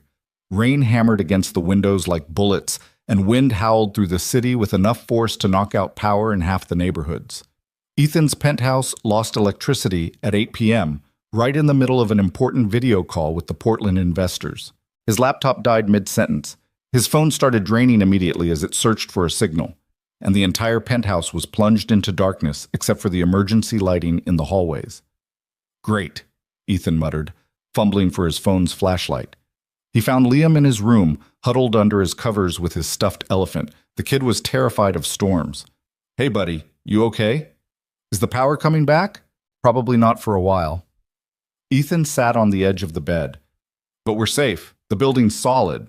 Just a lot of noise. I don't like it. I know. Ethan pulled Liam into a hug. Want to camp out in the living room? We can light some candles, make it an adventure. Liam nodded against his chest, and Ethan carried him out to the living room where Ava was already setting up candles on the coffee table. I raided your emergency supplies, she said without looking up. Hope you don't mind. Not at all. She'd found blankets and pillows, created a sort of nest on the floor in front of the dead fireplace. Liam immediately crawled into it, and Ava settled beside him with a flashlight and a book. Want me to read to you? She asked. Yes, please. Ethan watched them in the candlelight, Ava's calm voice reading some adventure story about pirates while Liam slowly relaxed against her shoulder. The storm raged outside, shaking the windows, but inside this bubble of blankets and candlelight, everything felt safe. His phone buzzed with a text from his lead engineer. Multiple server crashes. Need you now. Then another. This is bad. Really bad. Ethan's stomach dropped. He stepped into the hallway to make a call, but the signal was terrible. Broken sentences, cutting out every few seconds. Complete failure. Can't access. Losing data. I can't hear you, Ethan said. The storm is, need to fix this, or everything. The call dropped completely. Ethan tried calling back 3 times, but it wouldn't connect. He pulled up his laptop, but without power, and with the battery dead, it was useless. He was cut off. His company was in crisis and he was trapped in a dark penthouse with no way to help. The panic hit him like a wave. Everything he'd built, everything he'd fought for, could be collapsing right now and he couldn't do anything about it. The investors would pull out. The board would vote him out. He'd lose it all because he couldn't be there when it mattered most. Ethan sank down against the hallway wall, his breathing shallow and rapid. His hands were shaking. The walls felt too close. He couldn't breathe, couldn't think, couldn't... Ethan. Ava was kneeling in front of him, her hands on his shoulders, her face close to his. Breathe with me. In through your nose, out through your mouth. I can't. The company... Breathe first, company second. Her voice was firm but not unkind. In, out, come on. He focused on her face in the dim light, on her steady breathing, and slowly his own breathing matched hers. The panic receded slightly, enough for him to think. My servers are crashing, he managed. My team called, but I can't reach them. I can't fix it. Where's your laptop? Dead. No power. You have a backup battery in your office. I've seen it. She stood up, pulling him with her. Come on. She was right. Ethan had a massive backup battery that he'd bought during a previous outage and never actually used. Ava found it in 60 seconds, plugged in his laptop, and within 3 minutes he was staring at his email. 14 messages from his team, all panicked, all describing the same catastrophic failure across multiple systems. "I need to see the actual systems," Ethan said, "but I can't access them remotely without the VPN configured correctly." Ava was looking over his shoulder at the screen. "Your setup is wrong. The encryption protocol changed last month, but nobody updated the client." "How do you know that?" "I pay attention." She reached past him for the keyboard. "May I?" Ethan slid over, too stressed to question it. Ava's fingers flew across the keys, typing commands he barely followed. Within 2 minutes, she'd reconfigured his VPN and gotten him access to the company servers. "There," she said, "you're in." Ethan pulled up the system logs and felt his blood run cold. This wasn't just a crash, this was a cascading failure across every major system. Data corruption, broken connections, processes terminating randomly. It was chaos. "What caused this?" Ava asked, reading over his shoulder. "I don't know. It doesn't make sense. These systems don't even talk to each other directly. But they all connect to the same database cluster." Ethan pulled up the database logs. Ava was right. Everything routed through the central cluster, and the cluster was showing signs of massive corruption. "This is going to take hours to fix," Ethan said, his voice hollow. "Maybe days. And without power, I can't. The battery will last 6 hours if you're careful." Ava was still studying the logs. "Can I ask you something?" "What?" "Did anything change in the last 48 hours? Any updates? Any new deployments?" Ethan thought back. "We pushed a minor update Tuesday. Just some optimization tweaks." "Show me the deployment logs." He pulled them up. Ava read through them quickly, her expression focused in a way that reminded Ethan of watching her fix his original bug weeks ago. "There," she said, pointing. "That optimization script. It's running a cleanup process every 15 minutes. So it's deleting cache files that your other systems are still using. Every time it cleans up, it breaks active connections. The other systems try to reconnect, but the cleanup script runs again before they can stabilize. It's a loop." Ethan stared at the logs. She was right. The pattern was clear once you knew what to look for. "How did you see that so fast?" "Because I'm not looking for complicated problems. Sometimes the obvious answer is the right answer." She stood up. "Kill the cleanup script, restart the database cluster, and your system should stabilize. It can't be that simple. Try it." Ethan did, disabled the script, initiated a manual restart of the database cluster, and watched as slowly, painfully, the system started stabilizing. Error rates dropped, connections restored. Data started flowing normally again. "Oh my God," he breathed. "Is it working?" "Yeah, it's working." He looked up at her. "You just saved my company. Again." Ava shrugged. "I just saw a pattern. You would have found it eventually." "No, I wouldn't have. I was panicking. I couldn't think straight." He stood up, and suddenly they were very close in the small office, lit only by candlelight and the laptop screen. "You're incredible. Do you know that?" "I'm observant. There's a difference." "Ava," she stepped back slightly, breaking the moment. "You should call your team. Let them know it's fixed." "Right. Yeah." Ethan grabbed his phone, but the signal was still terrible. He managed to send a text that hopefully got through, but there was no way to know. They stood in awkward silence for a moment, the tension from seconds before still hanging in the air. "I should check on Liam," Ava said finally. "Ava, wait." She paused in the doorway. "Thank you. Not just for fixing the problem, but for..." He struggled to find the words. "For being here. For keeping me from completely falling apart." "You're welcome." Her voice was soft. "But Ethan, you need to stop thinking I'm some kind of miracle worker. I'm just a person who pays attention." "You're more than that." "No, I'm not. And you need to stop putting me on a pedestal. It's not fair to either of us." She left before he could respond, and Ethan stood in his dark office thinking about pedestals and panic attacks, and the way his heart had sped up when she'd been close enough to touch. He was in trouble, the kind of trouble that had nothing to do with his company and everything to do with the woman who'd just walked away. Ethan went back to the living room to find Liam asleep in the nest of blankets and Ava sitting by the window watching the storm. The rain had intensified, sheets of water streaming down the glass. "Is everything okay?" she asked without looking at him. "With the company?" "Yeah, thanks to you." "You keep saying that." "Because it keeps being true."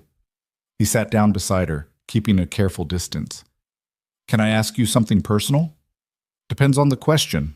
Earlier when you said I was putting you on a pedestal, why did that bother you?" Ava was quiet for a long moment. "Because pedestals are lonely, and because people on pedestals always fall eventually, and then whoever put them there gets disappointed." "I'm not going to be disappointed. You don't know that." She finally looked at him. "You're seeing me through this lens of me being special or different because I can code and solve problems. But that's not who I am. That's just something I can do." "Then who are you?" "I'm tired, Mr. Cole. I'm tired and scared and doing my best to keep my head above water, same as everyone else. I'm not a genius. I'm not going to save your company or change your world. I'm just trying to survive." "You're doing more than surviving." "Am I?" Her laugh was bitter. "I live in a room off someone else's kitchen. I take care of someone else's kid. I fix someone else's problems. That's not a life. That's just existing." "Then change it. Take the job I offered. Build something of your own. With what capital? What connections? What safety net?" She shook her head. "You don't understand what it's like to risk everything when you have nothing. One wrong move and I'm back to cleaning houses or worse. At least this job is stable. You're afraid." "Of course I'm afraid." Her voice rose slightly. Then she glanced at Liam to make sure she hadn't woken him. "I've been afraid my whole life. Afraid of losing the apartment. Afraid of my sister not having enough to eat. Afraid of getting sick because I can't afford a doctor. Fear is what keeps me alive." "It's also what's keeping you trapped." "And what are you trapped by?" She shot back. "Money? Success? The need to prove you're better than your father? We're all trapped by something, Ethan. At least my cage keeps me safe." It was the first time she'd called him by his first name. He noticed it, and from the slight widening of her eyes, so did she. "I should go to bed," she said quickly. "Ava, don't." She stood up. "Whatever you're about to say, don't. I work for you. You're my boss. This—" She gestured between them. "Whatever this is, it can't happen." "What if I don't want to be your boss anymore?" "Then I'd be unemployed, which would solve exactly nothing." She wrapped her arms around herself. "I know how this story goes. Rich guy falls for the help, makes her all kinds of promises, and then reality sets in and she's left with nothing. I won't do that to myself." "I'm not going to hurt you." "You can't promise that. Nobody can." She started toward her room, then paused. "For what it's worth, I wish things were different. I wish I could be the kind of person who takes risks and believes in happy endings. But I'm not, and I can't." She disappeared into her room, and Ethan sat alone by the window watching the storm and wondering when exactly he'd started falling for a woman who was convinced he'd only let her down. The power came back on at 3 a.m., sudden and jarring. Ethan was still on the couch, having given up on sleep. His phone immediately started buzzing with messages from his team, confirming that the systems were stable, that the crisis was over, that everything was functioning normally. But nothing felt normal anymore. Ethan stared at the messages and thought about what Ava had said, about fear and survival and the difference between existing and living, about pedestals and disappointment and all the ways he could hurt her without meaning to. She was right to keep her distance. He was a mess. His life was a mess, and she deserved better than being his emotional rescue plan. But knowing that didn't change how he felt. The storm finally broke as dawn approached, leaving the city washed clean and quiet. Ethan watched the sunrise from his balcony and made a decision. He wouldn't push Ava, wouldn't make her uncomfortable or put her in a position where she felt she had to choose between her job and her principles. But he also wouldn't give up on showing her that she was worth more than surviving, that she deserved more than safety and fear. Even if it took forever. Even if she never believed him. The morning after the storm felt like waking up in a different world. Everything looked sharper, cleaner, like the rain had washed away more than just the dirt. Ethan made breakfast with Liam, careful not to meet Ava's eyes across the kitchen. The silence between them was thick with everything unsaid from the night before. "Can we go to the park today?" Liam asked through a mouthful of pancake. The storm probably made huge puddles, and I want to jump in them. I have meetings all day, buddy. Liam's face fell in that way that made Ethan hate himself. You always have meetings. I know. I'm sorry. I can take him, Ava said quietly. If that's okay. That would be great, thank you. Ethan risked a glance at her, but she was focused on wiping syrup off Liam's face. After they left, the penthouse felt emptier than usual. Ethan went to his office and tried to focus on work, but his mind kept circling back to Ava standing by the window saying she couldn't take risks, couldn't believe in happy endings. The resignation in her voice had gutted him. His phone rang. The Portland investors. Cole, we need to talk about last night. Ethan's stomach dropped. The server issues? We saw the alerts. Looked bad. How bad was it really? He could lie, minimize it, make it sound like no big deal. That's what the old Ethan would have done. But he was trying to be different now. It was catastrophic for about 3 hours, complete system failure, but we identified the root cause and fixed it. 3 hours? The investor's voice was sharp. That kind of downtime could have cost you millions. It could have, but it didn't. Who fixed it? Your head engineer? Ethan hesitated. This was the moment. He could take credit again, protect his image, keep everything simple, or he could tell the truth and deal with whatever came next. My son's nanny fixed it. Silence on the other end. Then, I'm sorry, what? Ava Brooks. She's been teaching herself programming for 3 years. She identified the problem in about 10 minutes and walked me through the fix. More silence. Ethan could practically hear the investor's thoughts churning. You're telling me a nanny with no formal education solved a problem your entire engineering team couldn't handle? That's exactly what I'm telling you. That's either the most impressive thing I've heard all year or a serious indictment of your hiring practices. Probably both, Ethan admitted. The investor laughed. Well, at least you're honest about it. Look, we're still interested, but we need to meet this woman. If she's as good as you say, we want to understand why she's not already on your team. She turned down my job offer. Then make her a better offer. Someone with that kind of raw talent doesn't come along often. Don't let pride or bureaucracy get in the way. After the call ended, Ethan sat staring at his phone. Make her a better offer. Easier said than done when the woman in question had made it clear she didn't trust him, his world, or his motives. But maybe that was the problem. He'd been offering her a job when what she actually needed was something else entirely. He just had to figure out what. 3 days later, Ethan's company held its annual Innovation Summit. It was a big deal. 200 employees, 50 investors, demonstrations of new technology, speeches about the future. Ethan usually dreaded these events, but this year he had a plan. A risky, possibly stupid plan that Ava was going to hate. The summit was held in a downtown hotel ballroom. Ethan gave his opening remarks, talked about the company's growth and vision, the usual CEO platitudes. But halfway through his speech, he went off script. I want to tell you about something that happened a few weeks ago, he said, watching the audience settle into attentive silence. We had a critical bug that threatened a $300 million acquisition. My team of elite engineers, people with degrees from Stanford and M1T, worked on it for weeks. They couldn't solve it. He paused, letting that sink in. Then someone with no formal education, no corporate experience, and no access to our usual resources looked at the problem for about 20 minutes and fixed it. Not just fixed it, made it better. Murmurs rippled through the crowd. Ethan could see his board members exchanging worried glances. That person is in this room today. Ava Brooks, could you stand up, please? Ethan watched Ava's face go through several emotions in rapid succession. Confusion, alarm, then pure fury. She was sitting in the back row, having only agreed to come because Liam had begged her to watch his dad give a speech. She stood slowly, her hands clenched at her sides. Ava has been working as my son's nanny for 6 months. In that time, she's also saved my company twice. Not because I asked her to, but because she saw problems that needed solving, and she solved them. She taught herself programming from library books and free online courses because she couldn't afford college. She's smarter than half the people in this room and more innovative than most. The audience was dead silent now.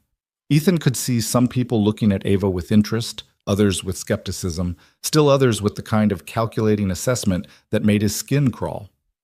I've spent my career believing that success came from the right schools. the right connections, the right pedigree. Ava proved me wrong. Talent doesn't care about your bank account or your zip code. It just is. And we're fools if we keep ignoring it because it doesn't come in the package we expect. He looked directly at Ava. Her face was unreadable. So here's what I'm proposing. Starting next month, my company is launching a new initiative. We're going to partner with public libraries and community centers to offer free coding workshops and mentorship programs. We're going to create scholarships and internships specifically for people without traditional educational backgrounds. And we're going to actively recruit talent from places we've been ignoring. The applause started slowly, then built. People were standing, investors were nodding, but Ethan only cared about one person's reaction, and Ava was already pushing her way toward the exit. He found her in the hotel lobby 20 minutes later, after the speech ended, and he'd escaped the crowd of people wanting to congratulate him or pitch their own ideas. "That was unforgivable," she said before he could speak. "You had no right to put me on display like that." "You're right. I'm sorry." "You're sorry?" Her voice shook. "You just told 200 people my entire life story without asking. You used me as a prop for your corporate redemption arc, and you think sorry covers that?" "No, I don't." Ethan stepped closer. "I screwed up.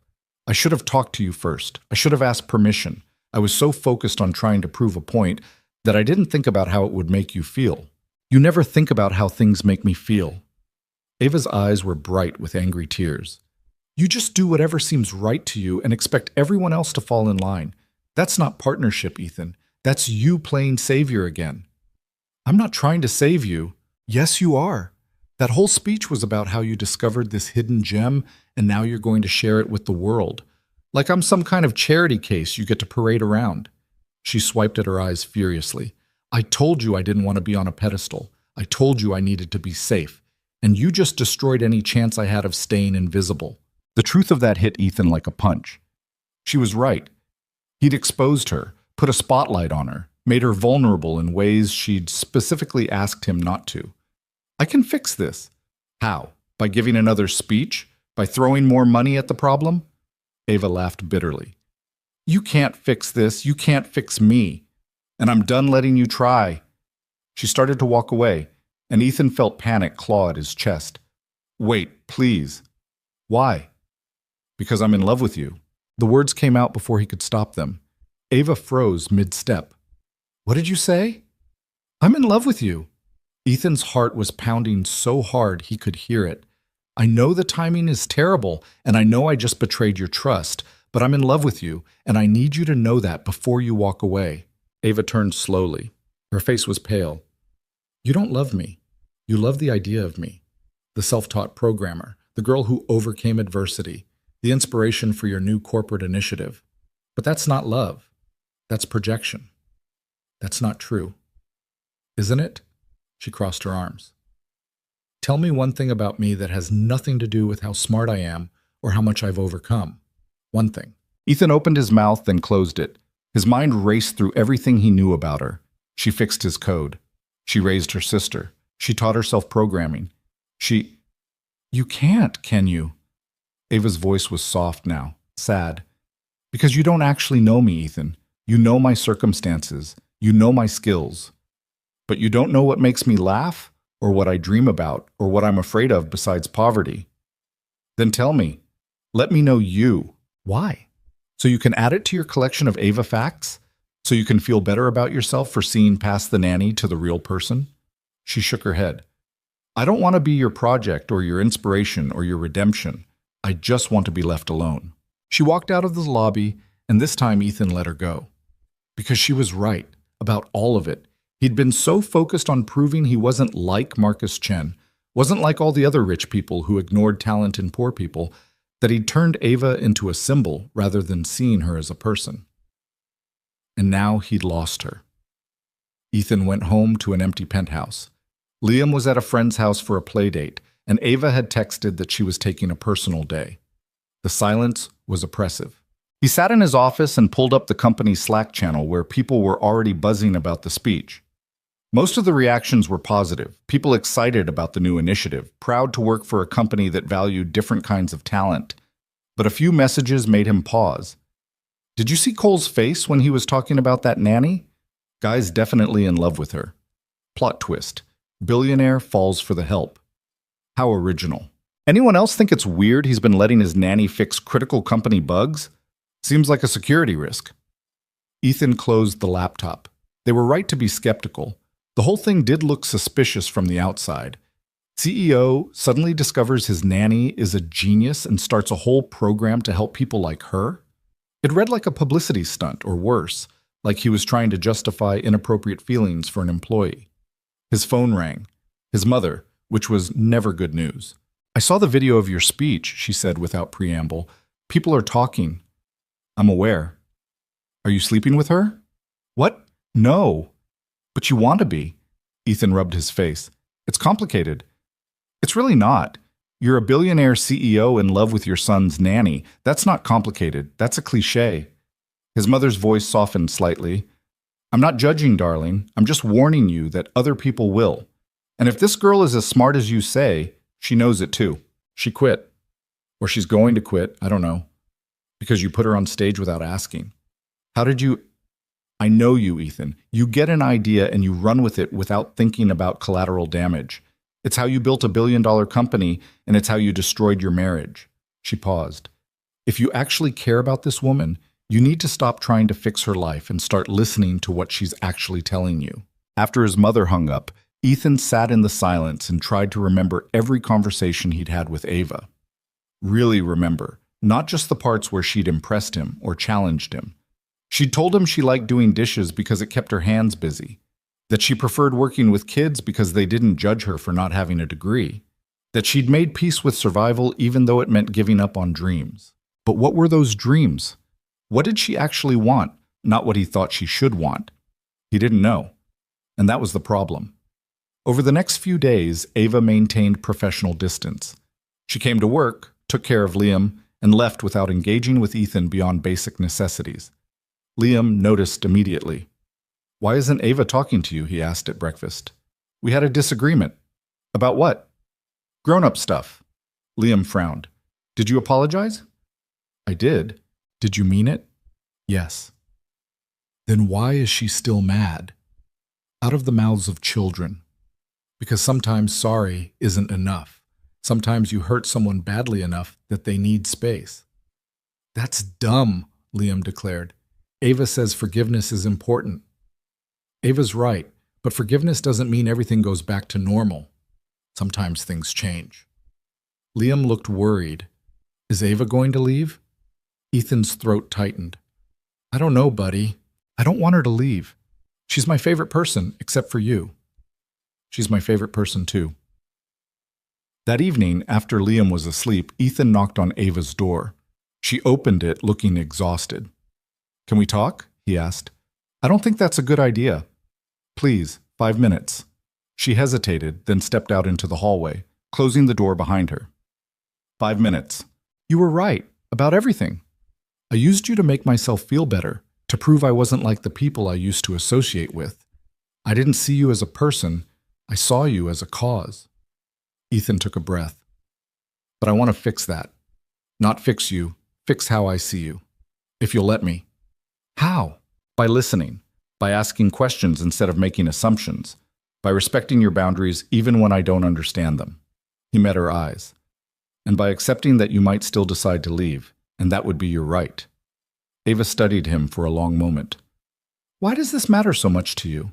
"Because I meant what I said in the hotel lobby. I love you. Not the idea of you, not what you represent, but you. The woman who makes terrible jokes while fixing code, who teaches my son about dinosaurs, who looks at the world like it's constantly disappointing her, but she keeps showing up anyway." He smiled slightly. "I want to know what makes you laugh. I want to know your dreams, even the ones you think are impossible. I want to know you, Ava, the real you." "I like old movies," she said suddenly. "The black and white ones from the 40s. I watch them on my laptop when I can't sleep." Ethan blinked. "Yeah?" "And I make up stories about people I see on the bus. Give them whole lives in my head based on what they're wearing or reading." She looked away. "It's stupid." "It's not stupid. I wanted to be a teacher when I was a kid. Elementary school. I thought it would be nice to help kids learn things." Her voice was soft. "But teachers need degrees, and degrees cost money I didn't have. So I taught myself things instead. Programming was just one of them. What else did you teach yourself? How to fix cars, how to cook on $5 a day, how to make my sister's birthday special when we had nothing. She met his eyes. How to be invisible so people like you wouldn't notice people like me. I'm sorry I made you visible against your will. I know you are. She leaned against the wall. But that doesn't change what happened. Every person at that summit now knows my face, my story. Some of them are going to look me up, judge me, make assumptions. I can't be invisible anymore, and that terrifies me. Why? Because invisible people are safe. They can't be used or exploited or disappointed. They just exist. She wrapped her arms around herself. You took that from me. I did, and I can't give it back. Ethan stepped closer. But what if being visible wasn't a bad thing? What if it meant opportunity instead of danger? Opportunity for what? To be your poster child for diversity? To prove that poor people can be smart too if rich people just give them a chance? She shook her head. I don't want to be anyone's inspiration. I just want to live my life. Then live it. On your terms. Ethan pulled an envelope from his pocket. I had my lawyer draw this up. It's a contract for a consulting position with my company. Flexible hours, work from home, double what I'm paying you now. No strings, no expectations beyond doing work you're actually good at. Ava didn't take the envelope. Why? Because you deserve to be paid what you're worth. Because my company needs people who think differently. And because I'm trying to prove that I can separate my feelings from my business decisions. By offering me a job? By offering you a choice. Take it or don't. Stay in Seattle or move somewhere else. Keep working as Liam's nanny or try something new. Whatever you decide, I'll support it. He set the envelope on the hallway table. I just want you to be happy, Ava, even if that happiness doesn't include me. He walked back to his room before she could respond, and spent the night staring at the ceiling, wondering if he'd just made things better or worse. The next morning, the envelope was gone. Ava found him in the kitchen making terrible coffee at 6 a.m. I read the contract, she said. And? It's generous. Maybe too generous. You're worth it. You don't know that. You've seen me fix a few bugs and solve a couple problems. That doesn't mean I can handle actual corporate work. Then try it and find out. If it doesn't work, you can go back to being Liam's nanny or find something else entirely. No pressure. Ava poured herself coffee, added an obscene amount of sugar. Can I ask you something? Anything. What do you actually want from me? Not the company stuff, not the consultant position. What do you want? Ethan thought carefully before answering. I want to know you.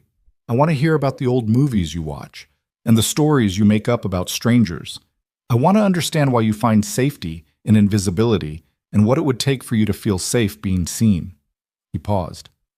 And yeah, I want a chance for this, he gestured between them, to maybe turn into something, but only if you want that too. I don't know what I want. Ava's voice was small. I've spent so long focused on survival that I don't know how to think about anything else. Then figure it out. Take your time. I'm not going anywhere. She looked at him over the rim of her coffee cup. You're different than I thought you'd be. Good different or bad different? Complicated different. She set her cup down. I'll take the job. On a trial basis, 3 months. If it works, we'll talk about extending it. If it doesn't, I go back to being just the nanny with no hard feelings. Deal. But we need boundaries. You're technically going to be my boss, which means this. She mimicked his earlier gesture. Can't happen. Not while I'm figuring out if I'm any good at the job. It wasn't what Ethan wanted to hear, but he understood it. Okay. I'm serious, Ethan. No flirting, no romantic gestures, no blurring the lines. Professional only. I can do that. Ava looked skeptical, but didn't argue. When do I start? Whenever you want.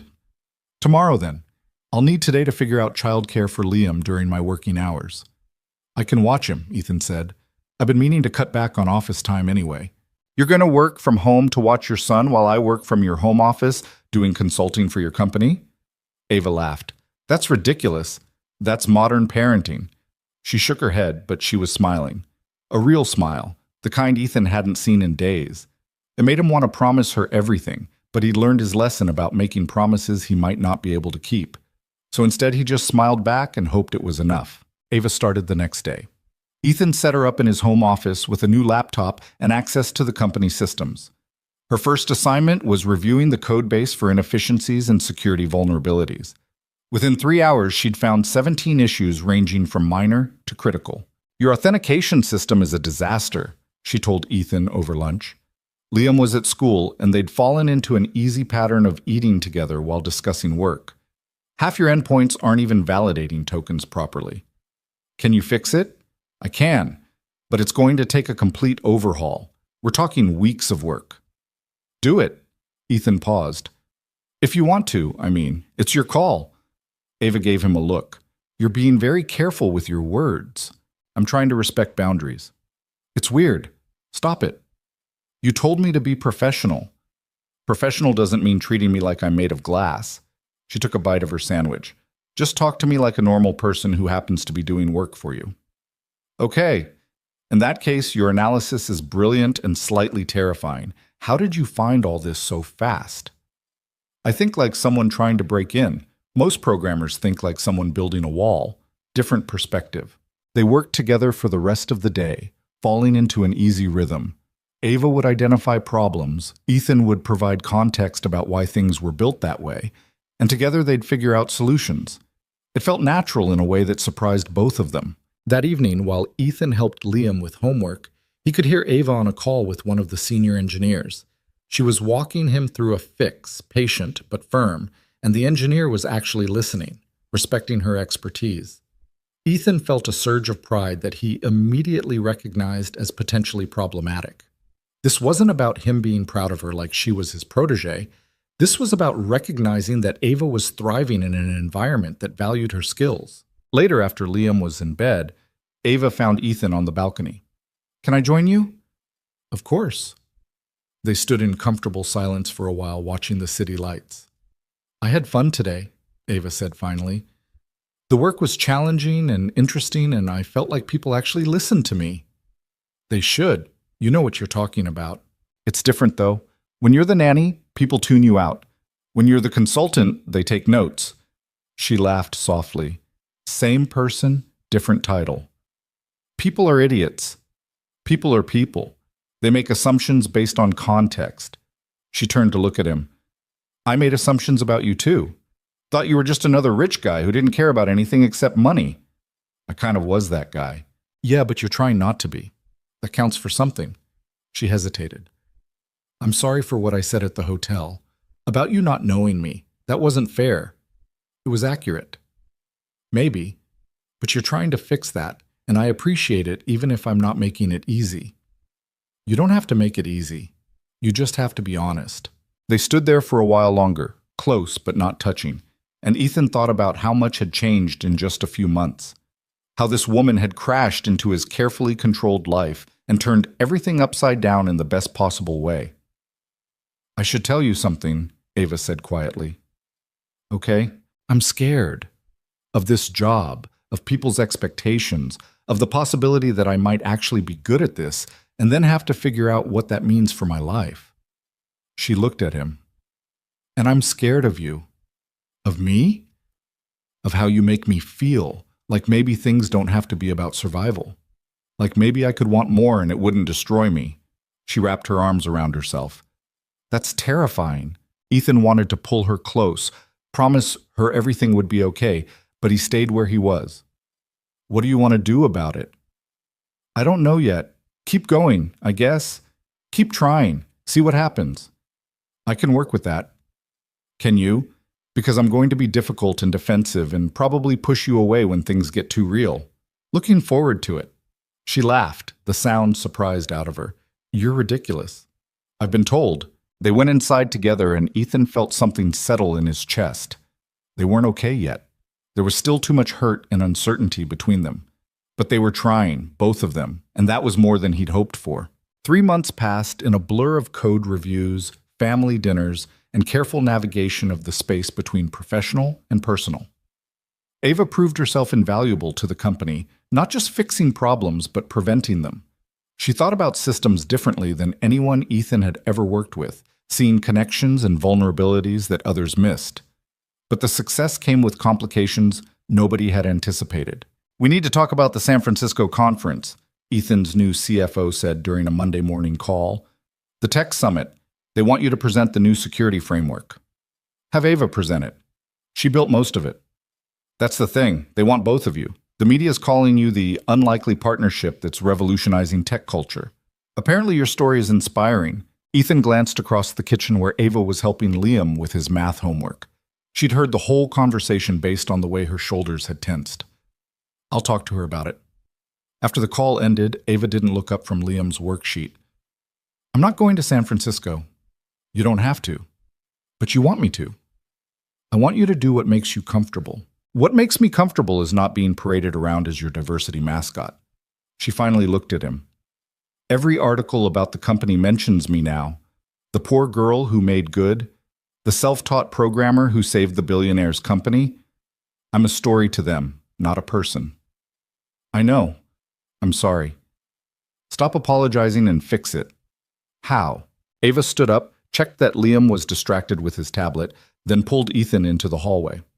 Tell them I'm just an employee, a good one, but not special, not some inspirational fairy tale. But you are special. See, that's the problem. Her voice was tight with frustration. You keep saying things like that and wondering why I can't just accept the attention. But you don't get it. When you're special, people expect things. They watch you, waiting for you to fail so they can feel better about themselves. And when you do fail, because everyone fails eventually, it's so much worse than if you just stayed invisible. You're not going to fail. You don't know that. Nobody knows that. She rubbed her face. I fixed some bugs and overhauled your security. That doesn't make me a genius or a revolutionary or whatever they're calling me this week. It makes me someone who's good at pattern recognition and has fresh eyes on old problems. Ethan wanted to argue, to tell her she was selling herself short, but he was learning to listen instead of pushing. What do you want to do? He asked. I want to be normal. I want to do my job and go home and not have strangers writing articles about my childhood. She looked away. But I know that's not possible anymore. You made sure of that with your speech. The accusation still stung even months later. I know. So I'll go to San Francisco. I'll smile and present the framework and answer questions about being self-taught. I'll play the part you wrote for me. Her eyes met his. But I'm going to hate every second of it, and I need you to be okay with that. I'm not okay with you being miserable. Then you shouldn't have put me on that stage. She walked back to the kitchen, leaving Ethan in the hallway, feeling like he'd failed a test he kept taking over and over. The week before the conference, Ava worked herself to exhaustion. She stayed up late refining the presentation, practicing answers to potential questions, trying to anticipate every way the event could go wrong.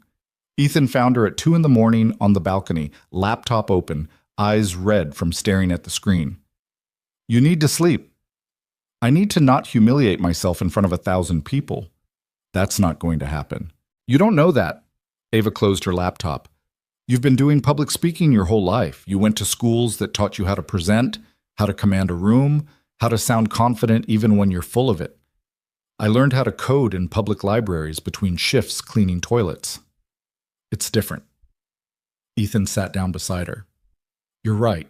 It is different, but that doesn't mean you're going to fail. It doesn't mean I'm going to succeed either. They sat in silence for a while. The city was quiet at this hour, just the occasional car passing below. Can I tell you something? Ethan asked. Sure. I'm terrified too. Ava looked at him skeptically. Of what? Of screwing this up, of saying the wrong thing and making everything worse, of losing you because I keep trying to help in ways that hurt instead. He turned to face her. I'm terrified that you're right, that I turned you into a symbol without meaning to, and now I can't figure out how to turn you back into just a person I care about. You can't turn me back. What's done is done. I know, but I can try to make it better going forward, starting with this conference. He pulled out his phone. I'm going to tell them you're not presenting, that I'll do it solo and give you credit for the work, but you don't have to be on stage. They won't accept that. They want the story. Then they don't get me either. Let them find another keynote speaker. Ava stared at him. You'd really walk away from this? It's huge for the company. The company will survive one missed conference. I'm not sure we will if I keep forcing you into situations that make you feel used. Something shifted in Ava's expression. The wall she'd been maintaining cracked slightly. I don't feel used exactly. I feel exposed, like everyone can see all the parts of me I worked so hard to hide. What parts?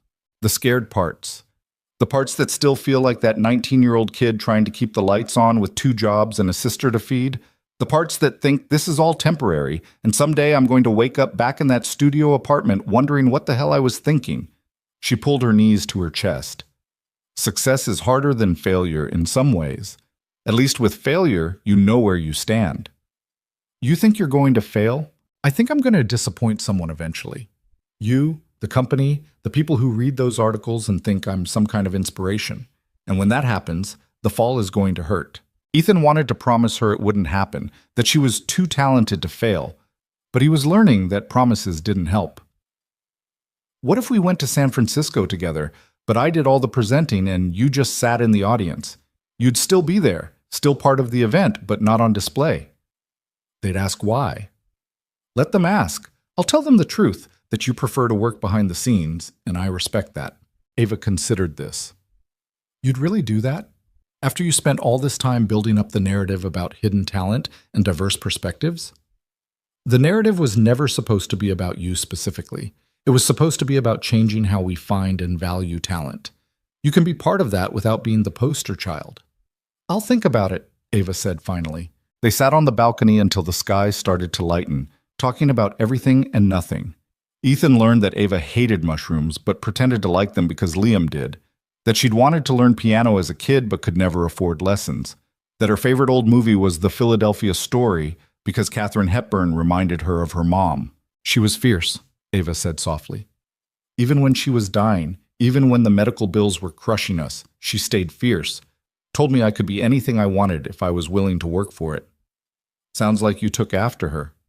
I tried to, but sometimes I wonder if she'd be disappointed that I played it so safe, that I chose survival over dreams. You're here, aren't you? Working in tech, solving problems, raising your sister successfully? That sounds like dreams to me. Small dreams, maybe. Ava smiled slightly. But I guess small dreams count too. When they finally went inside as the sun came up, something had shifted between them again. Not fixed exactly, but softer, more honest. 2 days before the conference, Ava made a decision. I'll present, she told Ethan over breakfast.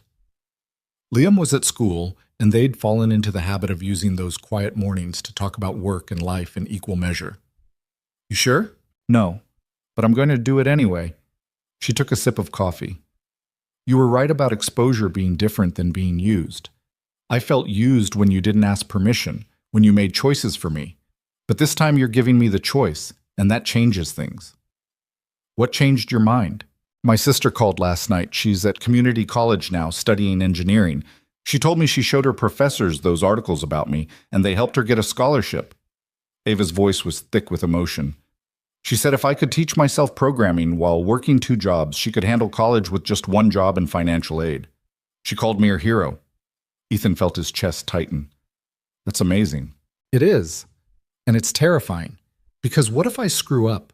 What if I'm not actually that good and everyone figures it out and then my sister's hero is just a fraud? You're not a fraud. But what if I am? What if I just got lucky a few times? Luck doesn't overhaul an entire security framework. Luck doesn't identify vulnerabilities that professional security firms missed. Luck doesn't train 3 junior developers so well that they're now outperforming people with twice their experience. Ethan leaned forward. You're scared. That's normal. But don't confuse fear with incompetence. When did you get so wise?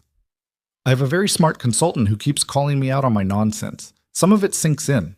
Ava laughed, and the sound filled the kitchen with warmth. Okay, I'll do it, but you have to promise me something. Anything. If I bomb, if I freeze on stage or say something stupid or humiliate myself, you have to promise not to try to fix it. Let me fall on my own and get back up on my own. That's a terrible promise to ask for. I know, but I need it. I need to know that you trust me to handle my own failures. Ethan wanted to argue, but he understood what she was really asking. She needed to know she was more than a project to him, more than someone he felt responsible for. She needed autonomy, even in failure. Okay, I promise. They flew to San Francisco 2 days later. Liam came too, because he'd never been on a plane and was vibrating with excitement about it. Ethan had booked 3 seats, him, Ava, and Liam between them. "This is amazing!" Liam pressed his face to the window as they took off. "Look how small everything is. Are we going to touch the clouds?" "Probably fly through some," Ava said, smiling at his wonder. "Cool. Do you think clouds taste like cotton candy?" "Probably more like wet air." "That's disappointing."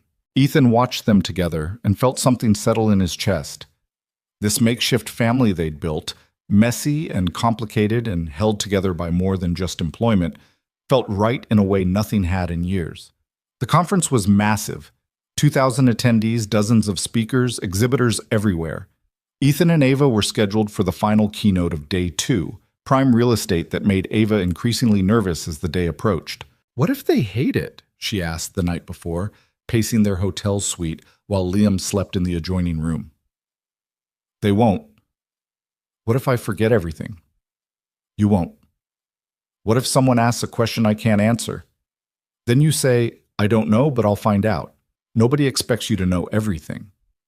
Ava stopped pacing and looked at him. "How are you so calm?" "I'm not. I'm terrified. But I'm terrified of different things." "Like what?"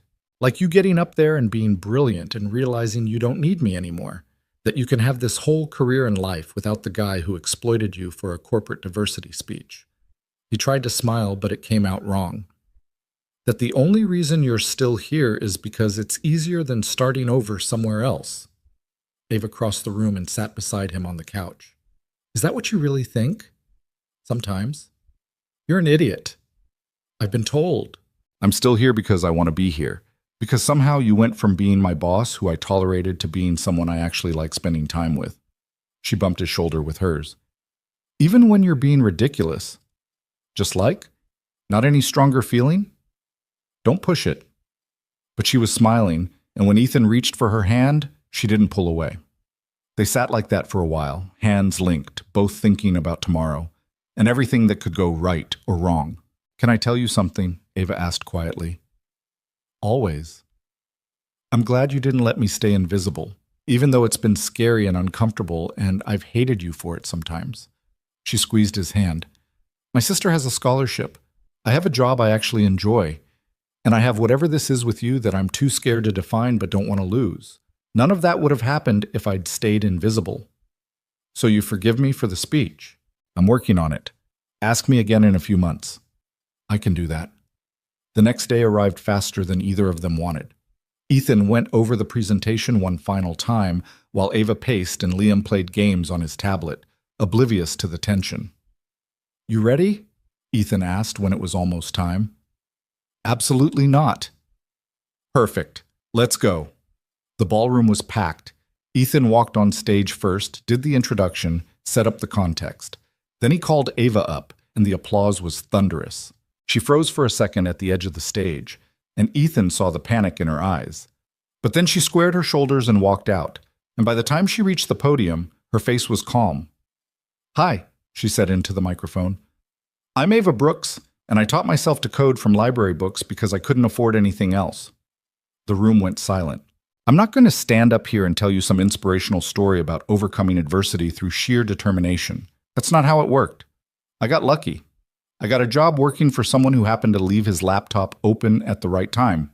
I got lucky that he listened instead of firing me, and I got lucky that I'm good at recognizing patterns in code." She clicked to the first slide. "But here's what I want to talk about instead. I want to talk about all the people who didn't get lucky. All the brilliant minds solving problems in their communities who never get discovered because nobody's looking in the right places. I want to talk about how we've built systems that exclude people based on credentials instead of capability, and how much talent we're wasting because we're too lazy to look beyond traditional pipelines." Ethan watched from the side of the stage as Ava transformed. The nervousness fell away, and what emerged was someone fierce and focused, speaking with authority about things she'd lived. She walked through the security framework technically, showing how her different perspective had identified vulnerabilities others missed. But she kept coming back to the bigger point, that diversity of thought came from diversity of experience. And diversity of experience came from actually recruiting from different places. The question isn't whether there are talented people without degrees, she said near the end. The question is whether you're brave enough to bet on them when you find them. Whether you're willing to invest in someone who learned on their own instead of someone with an Ivy League pedigree. Whether you can look past the resume to see the person. She paused, looking out at the audience. I'm standing here because one person was willing to take that chance. But I shouldn't be an anomaly. I should be normal.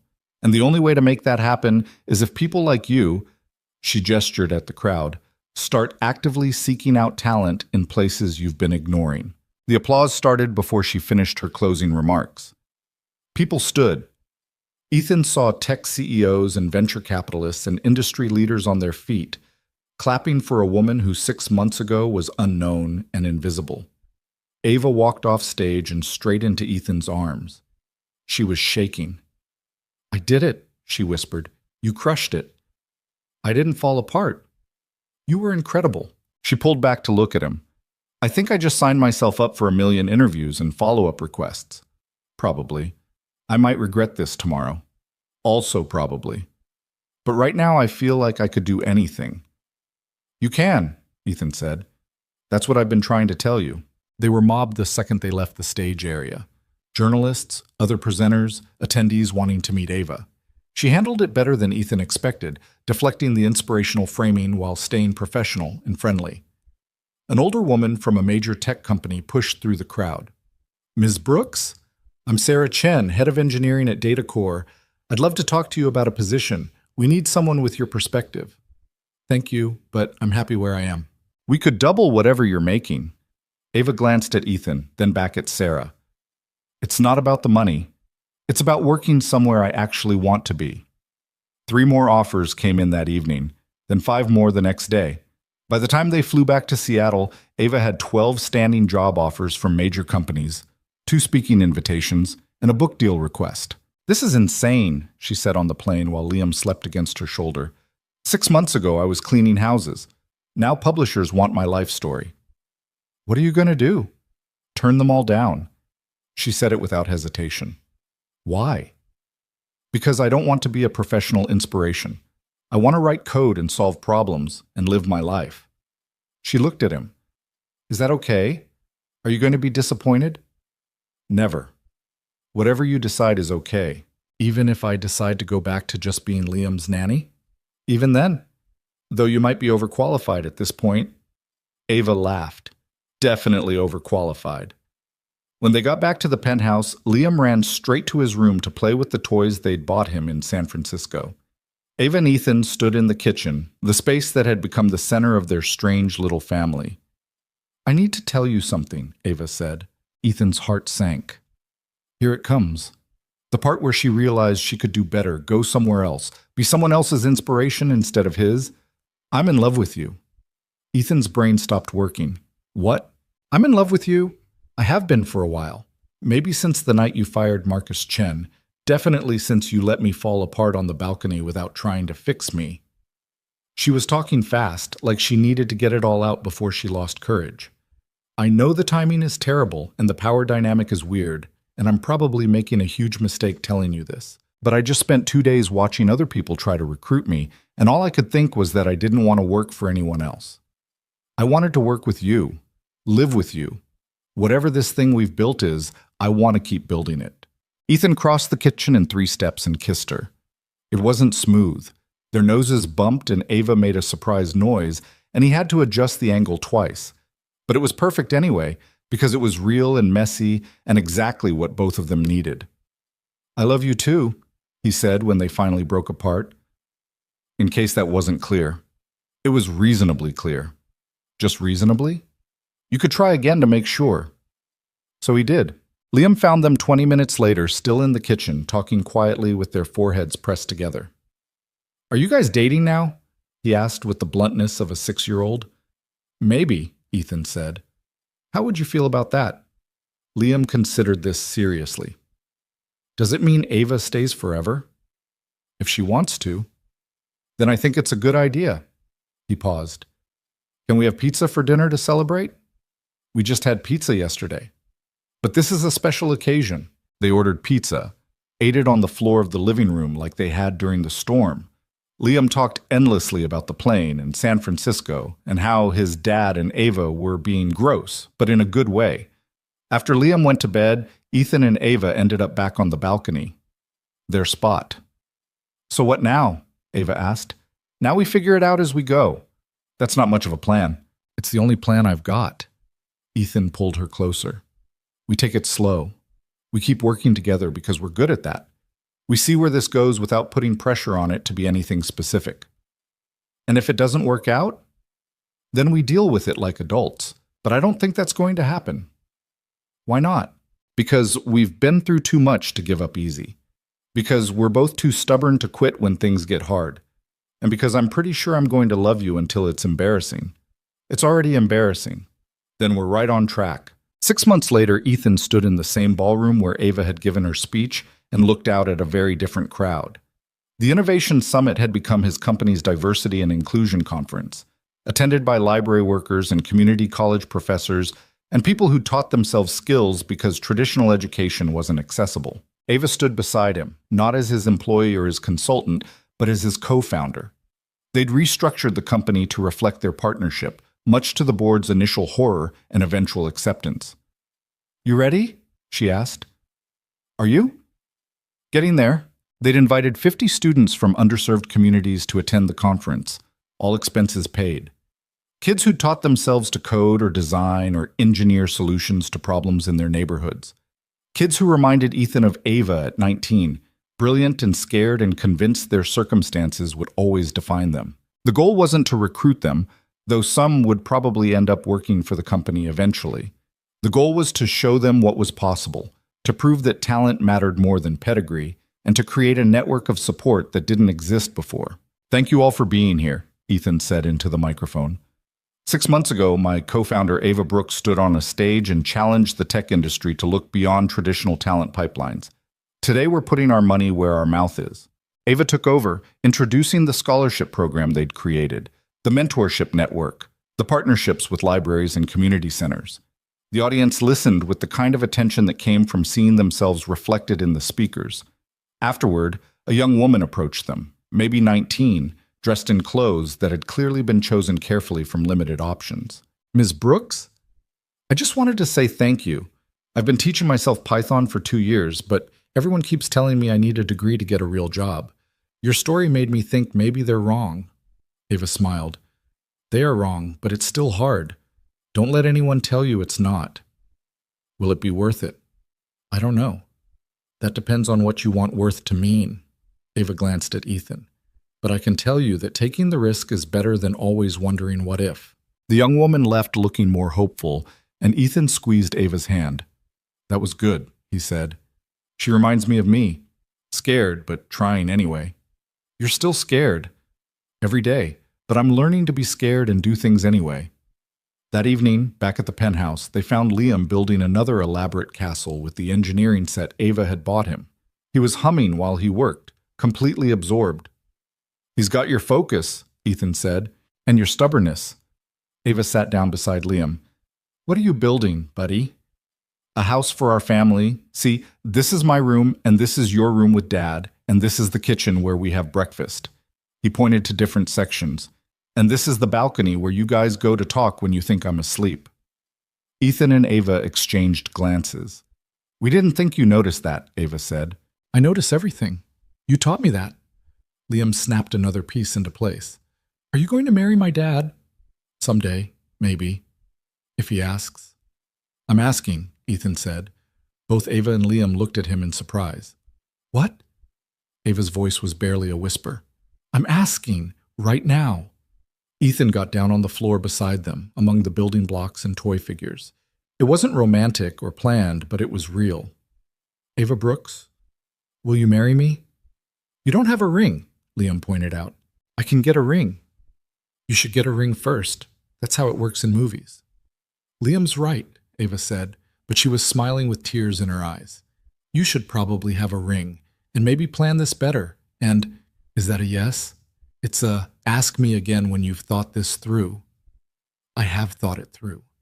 I've been thinking about it for months. I love you. Liam loves you. We want you to stay forever, not as the nanny or the consultant, but as family, real family." That's not how proposals work, Liam stage whispered. How do they work then? You're supposed to do it somewhere fancy, and there should be candles, and you're supposed to say nice things about her. What do you think I'm doing? You're sitting on the floor in your socks talking about family. That's not fancy. Ava was laughing now, tears streaming down her face. Listen to your son. He knows what's up. Fine. I'll do it properly. Ethan stood up. But my answer doesn't change.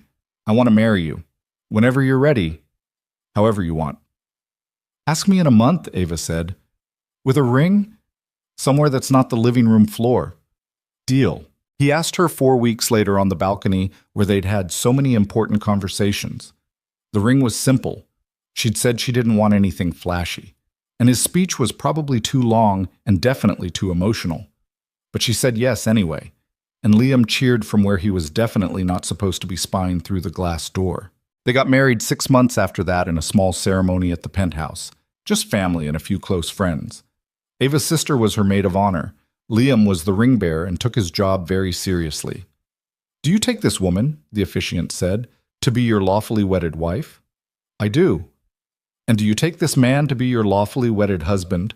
Ava looked at Ethan, at Liam standing beside them, at the small group of people who'd become their chosen family. 6 months ago, she'd been invisible. Now she was seen, known, loved. I do, she said. The kiss was better this time. They'd had practice. The applause was loud despite the small crowd. And when they turned to face their guests as husband and wife, Ava felt something she'd never expected to feel, safe. Not because she was hidden, but because she was known and accepted anyway. Later, at the small reception, Ava's sister pulled her aside. I'm proud of you, she said. Mom would be too. You think so? I know so. You took a chance. You let yourself be seen. That took more courage than anything else you've done. Ava watched Ethan across the room, dancing with Liam balanced on his feet. I almost didn't. I was so scared of being disappointed. But you weren't. Not yet. Ask me in 20 years. I will. The party wound down around midnight. Guests left, Liam fell asleep on the couch, and Ethan and Ava ended up on their balcony one more time. So, Ethan said, we did it. We did. Any regrets? Ask me tomorrow. Tonight I'm too happy to think clearly. They stood in comfortable silence, watching the city lights. Somewhere out there, Ava thought, were other invisible people. Other brilliant minds teaching themselves skills in public libraries, solving problems nobody knew existed, convinced their circumstances would always define them. She couldn't save them all. She couldn't even save most of them. But she could keep showing up, keep telling her story honestly, keep proving that talent existed everywhere if people bothered to look. It wasn't a fairy tale. There was no magical transformation, no perfect ending where all problems disappeared. Ava still worried about money, even though she had plenty now.